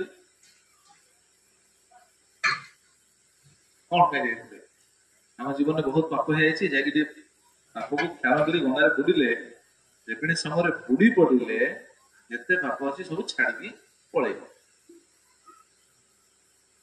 केते सुंदर आचार्य लिखते देखो दयापर गोटे भजन लिखते मन तुमी तीर्थे सदारत मन तुमी तीर्थे सदारत अयोध्या मथुरा गया काशी कांची अवंतिया अयोध्या मथुरा गया काशी कांची अवंतिया द्वारावती माराছে যত দ্বারাবতী মারাছে যত মন তুমি তীর্থে সদারত মন তুমি তীর্থে সদারত মন তুমি তীর্থে সদারত बहुत सुंदर भजन शुणिबे आगो केते सुंदर पद रही मन तुम तीर्थ सदार्थ मन को शिक्षा दी जाऊँ मन तो सब तीर्थ करने चाहूँ क्यों को तीर्थ कहते अयोध्या मथुरा गया काशी कांची अवंतिया अवंतिया माने उज्जयिनी द्वारावती द्वारका आर आछे जत और जते रही सब तीर्थ मन तो जीवा चाहूँ कहीं जीवा चाहूँ तापर कहते तुमी चाह भ्रमिबारे से सकल बारे बारे तुमी चाह भ्रमिबारे से सकल बारे बारे मुक्ति लाभ करिबार तरे मुक्ति लाभ करिबार तरे से केवल तब भ्रम निरर्थक परिश्रम से केवल तब भ्रम निरर्थक परिश्रम चित्त स्थिर तीर्थे नाही करे चित्त स्थिर तीर्थे नाही करे केते सुंदर कथा लिखले देखा तुमी चाह भ्रमी बारे से सकल बारे बारे से सब तीर्थ को भ्रमण करने बारंबार बारंबार मन चाहूँ मन को शिखे दिया मन को कहते मन तू तो से सब तीर्थ को बारंबार भ्रमण करने चाहूँ कहीं मुक्ति लाभ कर मुक्ति पाइबा अर्थात पाप मोर हो मोर तीर्थ को बुलिले तीर्थ भ्रमण कले मोर पाप चली मुक्ति लाभ कर कौन कहते से केवल तब भ्रम से तुम भ्रम कहीं निरर्थक परिश्रम परिश्रम निरर्थक तार मूल्यहीन किसी मूल्य नहीं परिश्रमहीन से लोक कहते ना आप समस्त जानते गोटे ओडिया गोटे कथा अच्छी सकल तीर्थ समस्त जानते सकल तीर्थ तो चरण बद्रिका जी कि कारण जो कहे ठीक अच्छा ता माने ये भाविया उचित नुह ता माने तीर्थस्थान मान को निंदा करा ना ना ना तीर्थस्थान महिमा रही एटा सत्य किंतु एठे मन को शिक्षा दे मनर भावनाटा कौन तीर्थस्थान महिमा रही तीर्थर महिमा को केबे कौन निंदा करा जीवनी महिमा को केबे कटि दिया जीवनी काटि दिया जीवनी जेमती गंगा की जाइकी बुड़ दउची तार पाप जाउची कि नहीं जाउची एटा सत्य त्रिवेणी समर जाइकी बुड़ दउची ते पाप खेलन करे बदे जाइछि ना किंतु बुझीबा उचित ताहले आपण चिंता कले बर्तमान मु जानिबे पे चाहे आपण जानते समते एथर कुंभ मेला रे केते लोक बुड़ दैथिबे जानते आपण केते लोक बुड़ दैछन आया हां सुबनी ना मरिया कथा हम पचारनी बुड़ दैछन केते कोटी लोक अनुमान तार कैलकुलेशन रही आकलन कर 40-50 कोटी लोक आसी बुड़ दे अच्छा ता माने 40-50 कोटी लोकंकर कोन पाप सब छेड़िला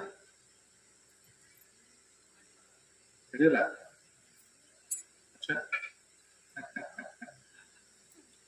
पाप छाड़िब सत्य किंतु यदि अजान्तर जो पापटा है से पाप छाड़ लोक जानी शुणी पाप करथिबे जाइए बुड़ देकी पड़े पाप छाड़गला से कथा कहुई तुम्हें चाह भ्रमिबारे से सकल बारे बारे मुक्ति लाभ करिबार तरे से केवल तब भ्रम निरर्थक परिश्रम चित्त स्थिर तीर्थे नहीं कर ଚିତ୍ତଟା ତୀର୍ଥରେ ସ୍ଥିର ହୁଏନି। ସ୍ଥିର ହୁଏନି ମାନେ ଭଗବାନ ପାଖରେ ଲାଗେନି। ଆପଣ ଚିନ୍ତା କରନ୍ତୁ, ଯେତେ ଜଣ ଯାଇଛନ୍ତି, ଯୋଉ ତୀର୍ଥକୁ ଯେତେ ଜଣ ଯାଇଛନ୍ତି, ଭଗବାନ ପାଖରେ କେତେ ମନ ଲାଗୁଥିବ। କେମିତି ବୁଡଟା ମାରିକି ପଳେଇ ଆସିବ, କେମିତି ଘରକୁ ଫେରିବ, ପୁଣି ଫେରିଲା ବେଳେ ପୁଣି ଭଗବାନ ପାଖରେ ମନ ନଥିବ। ଏମିତି ବୁଡ ପକେଇବି, କୋଉଠି ଖାଇବି, କୋଉଠି ରହିବି, କଣ କେମିତି ରହିବି, କଣ ଖାଇବି, ଖାଲି ଚିନ୍ତା ଥିବ। ପୁଣି ଫେରିଲା ବେଳେ ଆପଣ ଦେଖିବେ, ଯୋଉ ତୀର୍ଥ କରିବା ପାଇଁ ଯାଆନ୍ତି, ଆପଣ ଦେଖୁନ ତୀର୍ଥ କରିବା ପାଇଁ ଗଲେ ଫେରିବା ବେଳେ ସବୁ ସେ ଚିନ୍ତା କରିବେ, ସେ ମଉସା ଦେଇଥିଲେ 1000 ଟଙ୍କା, ତାଙ୍କ ପାଇଁ କଣ ନେବି, ସିଏ କକା ଦେଇଥିଲେ 500 ଟଙ୍କା, ତାଙ୍କ ପାଇଁ କଣ ନେବି, ସେ ଯୋଉ ମାଉସୀ ସିଏ 200 ଟଙ୍କା ଦେଇଥିଲା, ତା ପାଇଁ କିଛି ଗୋଟେ ନବାକୁ ପଡିବ। ଯାଇକି କାହା ପାଇଁ ସ୍ୱେଟର, କାହା ପାଇଁ ଶାଲ, କାହା ପାଇଁ କମ୍ବଳ, କାହା ପାଇଁ ମଫଲର, କାହା ପାଇଁ ଜ୍ୟାକେଟ। ତୁମେ ତୀର୍ଥ କରିବା ପାଇଁ ଯାଇଛ ନା ମାର୍କେଟିଂ କରିବା ପାଇଁ ଯାଇଛ? ହଁ, ସେଇ ତ କଥା, ସେଇ କଥା ତ ଆଚାର୍ଯ୍ୟ ଲେଖିଛନ୍ତି। ଗାଁରେ କଣ କହିବେ, କିନ୍ତୁ ଶାସ୍ତ୍ର କଣ କହୁଛି ଦେଖନ୍ତୁ, ଚିତ୍ତଟା ସ୍ଥିର ହବ ନାହିଁ, ଚିତ୍ତଟା ଭଗବାନ ପାଖରେ ଲାଗିବ ନାହିଁ। ଚିତ୍ତଟା ଲାଗିଲା କୋଉଠି? ଆମ ମଉସା ଦେଇଛି 1000 ଟଙ୍କା, ତାକୁ କିଛି ଗୋଟେ ନେଇକି ଦବା ପାଇଁ ପଡିବ, ନହେଲେ ଗାଁ ଲୋକ କହିବେ। ତ ଭଗବାନ ପାଖରେ ମନ ଲାଗିଲା କି? ମନ ଲାଗିଲା 1000 ଟଙ୍କା ପାଖରେ, 1000 ଟଙ୍କା ସେ ଦେଇଛି, ତାକୁ ନଦେଲେ ଅରୁଆ। ମନ ଲାଗିଲା ସେଇଠି। ଆଚାର୍ଯ୍ୟ କହିଛନ୍ତି ଆଉ ଚିତ୍ତ ସ୍ଥିର ତୀର୍ଥେ ନାହିଁ କରେ। ପୁଣି ପୁଳେ ଜିନିଷ କେମିତି ଦେଇଥିବେ, ଗାଡିରେ ଆସିଲା ଆସି ଟ୍ରେନରେ ନବା ଆଣିବା ଭାରି କଷ୍ଟ। ସେ ଜିନିଷ ଧରି ଉଠିଲେ ଆସି ଗୋଟେ ଜିନିଷ ବ୍ୟାଗଟା, ବ୍ୟାଗ ଖସିଗଲା, କହ ବ୍ୟାଗ ଖସିଲା, ଖସିଗଲା, ଗଲା ବ୍ୟାଗ ଖସିଲା, ସେ ବ୍ୟାଗ ଆଣିଲୁ ନା ନାଇଁ, ଆଣିଲେ ସେ ପୁଣି ପାଟି ତାଙ୍କ ଭିତରେ ପଡିବ। ଯାହା ତୁମେ ତ ଧରିବା ପାଇଁ କହିଥିଲେ, ତୁମେ କାହିଁ ଧରିଲନି? ଇଏ କହ ମୁଁ ତ ଏତେ ଜିନିଷ ତୁମେ ଧରିଲନି। ତୁମେ ତୀର୍ଥ କରିବାକୁ ଯାଇଛ ନା କଳି କଜିଆ କରିବାକୁ ଯାଇଛ? କଳି କଜିଆ କାହିଁକି ହେଲା? ମହାନ ପାଖରେ ମନ ଅଛି, ସେଇଥିପାଇଁ ତ କହିଲେ ଚିତ୍ତ ସ୍ଥିର ତୀର୍ଥେ ନାହିଁ ତ।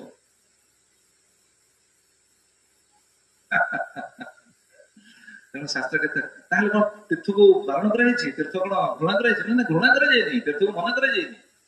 ଏଠି ମନର ବିଚାର କଣ, ମନକୁ ଶିକ୍ଷା ଦିଆଯାଉଛି। ମନ ତ ମନଟା ହଉଛି ୟା, ଏ ଯେମିତି ଶୁଣିଲେ ନା, ନଦେଲେ ଗାଁ ଲୋକ କଣ କହିବେ, ମନଟା ଲାଗିଛି କୋଉଠି? ଗାଁ ଲୋକଙ୍କ ପାଖରେ, ମତେ କଣ କହିବେ ସେଇଟା। ତୀର୍ଥକୁ ମନା କରାଯାଇନି ତ। ତୀର୍ଥ ସ୍ଥାନକୁ ଯିବେ କାହିଁକି ନା, ଭଗବାନଙ୍କର ପ୍ରଦାନକିତ ସ୍ଥାନକୁ ଆମେ ତୀର୍ଥ କହୁଛେ ନା, ସେଟା ଭଗବାନଙ୍କ ଲୀଳା ଅଛି, ସେ ଭଗବାନଙ୍କର ସବୁ ଲୀଳା ଖେଳା ହେଇଛି ସେ ଜାଗାରେ। ଆମେ ଗଲେ ଆମେ ସେଇ ଭାବନାରେ ଯିବା ଦରକାର। ଆମେ ସେଇ ଭାବନାରେ ଯାଉଛେ କି ଯାଉନେ? ତେଣୁ ଯୋଉ ଯାଇଛି ଆମେ ବିଚାର କରୁଛେ, ଏଇ ସେ କଥା କହିଲେ, ଦୃଷ୍ଟା ସଦାଭ୍ୟାନ ଯତ୍ ପାପମ୍ ଜାନନ୍ନପି ଆତ୍ମନହିତମ୍ କରୋତି ଭୂୟ ବିବସ୍ସନ୍ ପ୍ରାୟଶ୍ଚିତ ମଧକଥମ୍। ବ୍ୟକ୍ତି ତ ଜାଣୁଛି, ଶୁଣୁଛି, ସେ ତ ଭୁଲ କରୁଛି, ଆଉ ଯାଇକି ତୀର୍ଥ ଭ୍ରମଣ କରିକି ଏଇଭଳି ପ୍ରାୟଶ୍ଚିତ ଯଦି କରିଦବ, ତାର ପ୍ରାୟଶ୍ଚିତ ହବ କି? ହବନି। କାହିଁକି ନା, ଆସିଲା ପରେ ସେଇ ତ ପାପ ପୁଣି କରିବ। ଠିକ ଅଛି, ଯିଏ ଯାଇକି ତୀର୍ଥରେ ବୁଡି ପଳେଇ ଆସିଲା, ପ୍ରାୟଶ୍ଚିତ ହେଇଗଲା, ଠିକ ଅଛି, କିନ୍ତୁ ଆସିଲା ପରେ ସେଇ ପାପ ତ ପୁଣି ଅର୍ଥ ପୁନରାବୃତ୍ତି ହେଲା ନା। ଆଉ ତାର ପ୍ରାୟଶ୍ଚିତ କେବେ କରିବ? ଆଉ ଥରେ କୁମ୍ଭମେଳା ପଳେଇ ଆସିଛି, ବଞ୍ଚିଥିଲେ ତ। ତେଣୁ ପ୍ରାୟଶ୍ଚିତ ହବନି। ସେଟାକୁ ସେ କେତେ ସୁନ୍ଦର କଥା କହିଲେ, ହେ ସୁଗତ ଗୋସ୍ୱାମୀ, ମୁଁ ବିଚାର କରୁଛି ଏ ଯୋଉ ପ୍ରାୟଶ୍ଚିତର କିଛି ମୂଲ୍ୟ ନାହିଁ। ସେଇଥିପାଇଁ କଣ ହଉଛି ଦେଖନ୍ତୁ, ସେ କହିଲେ ଏ ଶ୍ଲୋକରେ କଥାକୁ ବିଶ୍ରାମ ଦେବା। କ୍ୱଚିତ୍ ନିବର୍ତ୍ତତେ ଅଭଦ୍ରାତ୍ କ୍ୱଚିତ୍ ଚରତି ତତ୍ପୁନଃ ପ୍ରାୟଶ୍ଚିତଂ ମଦପାର୍ଥଂ ମନ୍ୟେ କୁଞ୍ଜର ଶୌଚବତ୍। ବୋଲେ କ୍ୱଚିତ୍ ନିବର୍ତ୍ତତେ ଅଭଦ୍ରାତ୍ କ୍ୱଚିତ୍ ଚରତି ତତ୍ପୁନଃ। ବ୍ୟକ୍ତି ଯଦି ବି ପ୍ରାୟଶ୍ଚିତ କରେ ବି, ପ୍ରାୟଶ୍ଚିତ କଲେ କଣ ହବ? ସେ ଭାବିଲା ମୁଁ ଶୁଦ୍ଧ ହେଲି, କିନ୍ତୁ ପୁଣି ସେ ପାପଟା କରିବ। ପୁଣି ପାପ କଲା, ପୁଣି ପ୍ରାୟଶ୍ଚିତ କଲା, ପୁଣି ପାପ କଲା, ପୁଣି ପ୍ରାୟଶ୍ଚିତ କଲା, ପୁଣି ପାପ କଲା, ପୁଣି ପ୍ରାୟଶ୍ଚିତ କଲା। ଏହାର ମୂଲ୍ୟ କଣ? ଗୋଟେ ଉଦାହରଣ ଦଉଛନ୍ତି, ମନ୍ୟ କୁଞ୍ଜର ଶୌଚବତ୍। କୁଞ୍ଜର ମାନେ ହାତୀ। ହାତୀ ସ୍ନାନ କରିବା କି ଦେଖିଛନ୍ତି? ହାତୀ ଯଦି କୌଣସି ଜଳାଶୟ ପାଇଯାଏ, ହାତୀ ଯଦି ସେ ଜଳାଶୟ ଭିତରେ ପଶିଯିବ, ତାହେଲେ ସେ ବାହାରିକି ଆସିବନି, ସ୍ନାନ କରିବ ବହୁତ। ହାତୀ ତ ସ୍ନାନ କରି ଆମେ ତ କେହି ଦେଖିନଥିବେ। ମଇଁଷି ସ୍ନାନ କରି, ପୋଢ ସ୍ନାନ କରି ଦେଖିଥିବେ ଆପଣ, ଦେଖିଛନ୍ତି? ଆଜ୍ଞା, ପୋଢ ଯେମିତି ହାତୀ ସେମିତି। ପାଣି ସେ ବାହାରିବନି ସହଜରେ, ସେ ପାଣି ଭିତରେ ପଡିଥିବ। କିନ୍ତୁ ବାହାରକୁ ଆସିଲା ପରେ ଦେଖନ୍ତୁ ତା ଦେହ କେମିତି, ଯଦି ସ୍ନାନ କରି ଆସିବ, ସେ କଣ ହେଇକି ଆସିବ, ତାପରେ କିଛି ସମୟ ପରେ ଦେଖୁନାହାନ୍ତି କଣ ହେଇଥିବ ତା ଦେହ, ପାଉଁଶା ହେଇ କାଦ ମାଦ ଲାଗି କଣ ହେଇଥିବ ତା ଅବସ୍ଥା ଦେଖିଲେ ଗୋଟେ କଣ। ହାତୀର ଅବସ୍ଥା ଠିକ ସେଇଆ। ହାତୀ ଯେତେବେଳେ ଜଳାଶୟରେ ପଶେ, ସ୍ନାନ କରେ, ଭାଗବତ ରହିଛି, ଜଳାଶୟରେ ବସି ସ୍ନାନ କରିବ ମାନେ ଭଗବାନ ତାକୁ ବି ଦେଇଛନ୍ତି ଗୋଟେ ଭଲ ସାୱାର। ଟ୍ୟାପ ଖୋଲିବା ଦରକାର କି ସେ ସାୱାର ତ ପାଣି ନେଇକି ସୁନ୍ଦର ପୁରା ଛାଡିବ ଦେହକୁ। ସ୍ନାନ କରି ପୁରା ଦେହ ପରିଷ୍କାର କରି ସତେ ଯେମିତି ପୁରା ଆଉ କିଛି ମଳି ରଖିବନି, ପୁରା ପରିଷ୍କାର ହେଇକି ଆସିବ। ବାହାରକୁ ଆସିଲା ପରେ କଣ କରିବେ ଜାଣିଛ ନା? ବାହାରକୁ ଆସିଲା ପରେ ସେଇ ଶୁଣ୍ଢରେ ପାଣି ନେଇକି ଯୋଉ ଶୁଣ୍ଢରେ ଦେହକୁ ଛାଡିଥିବ, ସେଇ ଶୁଣ୍ଢରେ ଯେତେ ପ୍ରକାର ସବୁ ଅଳିଆ ଆବର୍ଜନା ଯାହା ସବୁ ରହିଛି ତାକୁ ଉଠେଇକି ପୁଣି ଦେହକୁ ଫୋପାଡ଼ିବ। ତୁ ଗାଧେଇଲୁ କାହିଁକି ଏତେ ସମୟ ଦେଇକି? ଏତେ ସମୟ ଦେଇକି ସ୍ନାନ କଲା, ବୁଲିଲା, ଦେହକୁ ସଫା କଲା, କିନ୍ତୁ ପୁଣି ଆସି ମଇଳା ଆବର୍ଜନା ସବୁ ନେଇକି ଦେହକୁ ଫୋପାଡ଼ିବ। ତାହେଲେ ସେ ସ୍ନାନର ମୂଲ୍ୟ କଣ ରହିଲା? କଣ ସେ ସ୍ନାନର କିଛି ମୂଲ୍ୟ ଅଛି ନା? ଠିକ ସେଭଳି ଯଦି ଲୋକ ପ୍ରାୟଶ୍ଚିତ କରିବେ ତାହେଲେ ତ ପୁଣି ତ ପାପ କରିବେ, ତାହେଲେ ସେ ପ୍ରାୟଶ୍ଚିତର କଣ ମୂଲ୍ୟ ରହିଲା? ଯେମିତି ଆପଣ ଦେଖୁନାହାନ୍ତି ଦଣ୍ଡ ହୁଏ, ଏପଟ ତ ପ୍ରାୟ ହୁଏ ନୟାଗଡ଼, ଗଞ୍ଜାମ, ଖୋର୍ଦ୍ଧା ଏସବୁ କେତେଟା ଜାଗାରେ ପ୍ରାୟ ଦଣ୍ଡ ହୁଏ। ଦଣ୍ଡ ସମୟ ଦେଖୁନା ସେମାନେ କେତେ ଅଷ୍ଟିଟି, କେତେ କଷ୍ଟ ସ୍ୱୀକାର କରନ୍ତି। ଖାଇବା ପିଇବା କେତେ ମାନେ ତାଙ୍କର ରେଷ୍ଟ୍ରିକ୍ସନ ଥାଏ। ପୁରା କେତେ ଦିନ ହୁଏ? 13 ଦିନ ଆରମ୍ଭ ହୁଏ, 13 ଦିନ 21 ଦିନ କଣ ସବୁ ଥାଏ, କୋଉଠି କେତେ ଥାଏ। ଏତେ ପୁରା ତପସ୍ୟା ଜୀବନ ବିତେଇବେ, ଖାଲି ପାଦରେ ବସିଯା, ଖାଲି ପାଦରେ ଚାଲିବେ, କରିବେ, ବହୁତ କଷ୍ଟ। ଖାଇବା ପିଇବାର ଗୋଟେ ତାଙ୍କର ଗୋଟେ ଅଲଗା ନିୟମ ରହିଛି। ଠିକ ଅଛି,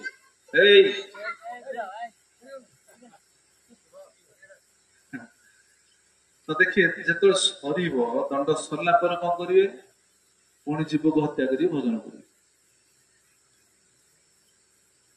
ତାହେଲେ ଏତେ ଯୋଉ ତପସ୍ୟା କରିକି ଯୋଉ କଲେ କଣ ତା ମୂଲ୍ୟ ରହିଲା କୁହନ୍ତୁ? ଆପଣ ଶୁଣନ୍ତୁ ଶୁଣିଲେ ବୁଝିବେ। ତାହେଲେ ଏଟା କଣ କୁଞ୍ଜର ହାତୀ ସ୍ନାନ ଭଳିଆ? କିନ୍ତୁ ଯାହା ଆଉ ଗୋଟେ ଉଦାହରଣ ଦଉଛି ବୁଝନ୍ତୁ। କାର୍ତ୍ତିକ ମାସ ଆସେ, ଦେଖୁନାହାନ୍ତି କାର୍ତ୍ତିକ ମାସରେ କଣ ହୁଏ? କାର୍ତ୍ତିକ ମାସ ହେଲା ମାନେ ଲୋକ ସକାଳୁ ଉଠି ପୁରା ଭୋର ଉଠି ଯାଇକି ସ୍ନାନ କରିବେ, ମନ୍ଦିରକୁ ଯିବେ, ପୁରା ଘର ଲିପା ପୋଛା ଝୋଟି ପଡିବ, ତାର ହିସାବ ନାହିଁ। କାର୍ତ୍ତିକ ମାସରେ ସବୁ ପରିଷ୍କାର ପରିଚ୍ଛନ୍ନ କରି ସକାଳୁ ସବୁ ଦେଖିବେ, ସବୁ ମନ୍ଦିର ସବୁ ଗହଳି।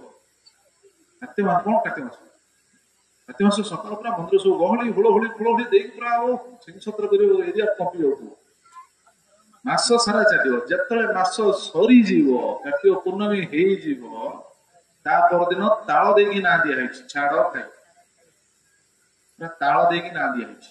ଯାହା ମାସ ସାରା ପୁଣ୍ୟ କଲ ସେଟା କଣ କର? ଶେଷରେ ଛାଡ। ତାହେଲେ ଯୋଉ ମାସ ସାରା ପୁଣ୍ୟ କଲ ଲାଭଟା କଣ ହେଲା? ମାସ ସାରା ଏତେ କଷ୍ଟ କରି ପୁଣ୍ୟ କଲ, ଯାହା କିଛି କଲ, ଶେଷରେ ତ ପୁଣି ତ ଜୀବ ହତ୍ୟା କରି ତ ଛାଡ ଖାଇ କଲ। ହାତୀ ସ୍ନାନ ଭଳିଆ। ହାତୀ ସ୍ନାନ କଲା, ପୁଣି ତ ଦେହକୁ ମଇଳା ଫୋପାଡ଼ିଲା। ମାସ ସାରା ପୁଣ୍ୟ କଲ, ଶେଷରେ ତ ଛାଡ ଖାଇ ନା ତ ଜୀବ ହତ୍ୟା କରି ଖାଇଲ। ଶାସ୍ତ୍ର ନରକୁ ଯିବ। ତାହେଲେ ପ୍ରାୟଶ୍ଚିତ ହେଲା କେତେବେଳେ? ପରୀକ୍ଷିତଙ୍କ ପ୍ରଶ୍ନ କେତେ ଯୁକ୍ତିଯୁକ୍ତ ଦେଖନ୍ତୁ। ପରୀକ୍ଷିତ ପଚାରିଲେ ତାହେଲେ ପ୍ରାୟଶ୍ଚିତ ହବ କେତେବେଳେ? ତା ମାନେ ସୁଖଦେବ ଗୋସ୍ୱାମୀ ଯାହା କହିଛନ୍ତି, ବ୍ୟକ୍ତି ନରକକୁ ନିଶ୍ଚିତ ଯିବ। ପରୀକ୍ଷିତ ସେ କଥା କହିଲେ, ଆପଣ ଯୋଉ କହିଲେ ପ୍ରାୟଶ୍ଚିତ କଥା, ଏ ପ୍ରାୟଶ୍ଚିତ କରିପାରିବନି ଯିବ। କାରଣ ପ୍ରାୟଶ୍ଚିତ କଲେ ମଧ୍ୟ ସେ ତ ପୁଣି ତ ପାପ କରିବ। ସେଥିରେ ଆତ୍ୟନ୍ତିକ ପ୍ରାୟଶ୍ଚିତ ହବ କେତେବେଳେ? ଶେଷ ପ୍ରାୟଶ୍ଚିତ ହବ କେତେବେଳେ? ଯେତେବେଳେ ଏତିକି କହିଲେ, ପରୀକ୍ଷିତ ମହାରାଜ କଣ କହିବେ, ସୁଖଦେବ ଗୋସ୍ୱାମୀ କଣ କହିବେ, ସେଟା ଆମେ ଆସନ୍ତାକାଲି ଶୁଣିବା। ସୁଖଦେବ ଗୋସ୍ୱାମୀ ବହୁତ ସୁନ୍ଦର ଉତ୍ତର ଦେବେ, କିନ୍ତୁ କଣ ଉତ୍ତର ଦେବେ ଆସନ୍ତାକାଲି ଶୁଣିବା। ସମସ୍ତଙ୍କୁ ନିବେଦନ, ସମସ୍ତେ ଉପଯୁକ୍ତ ସମୟରେ ଆସି ବସିବେ, କଥା ଆସନ୍ତାକାଲି ତାପରେ ଶୁଣିବେ। ତାପରେ ଆସିବ ଅଜାମୀ ପ୍ରସଙ୍ଗ। କେତେ ସୁନ୍ଦର ସେ ବୁଝେଇ ଯିବେ। କିନ୍ତୁ ପ୍ରଶ୍ନ ରହିଛି କଣ? ବ୍ୟକ୍ତି କେମିତି ନର୍କକୁ ନ ଯିବ, ସେ କଥା କୁହନ୍ତୁ। ତାର ଉତ୍ତର ଏସବୁ ଜିନିଷ ବୁଝେଇ ଯାଉଛନ୍ତି। ସେ ପ୍ରସଙ୍ଗରେ ଆସିବ ଅଜାମୀ। ତେବେ ସମସ୍ତଙ୍କୁ ବହୁତ ବହୁତ ଧନ୍ୟବାଦ। କଥା ବିଶ୍ରାମ ଦେବା।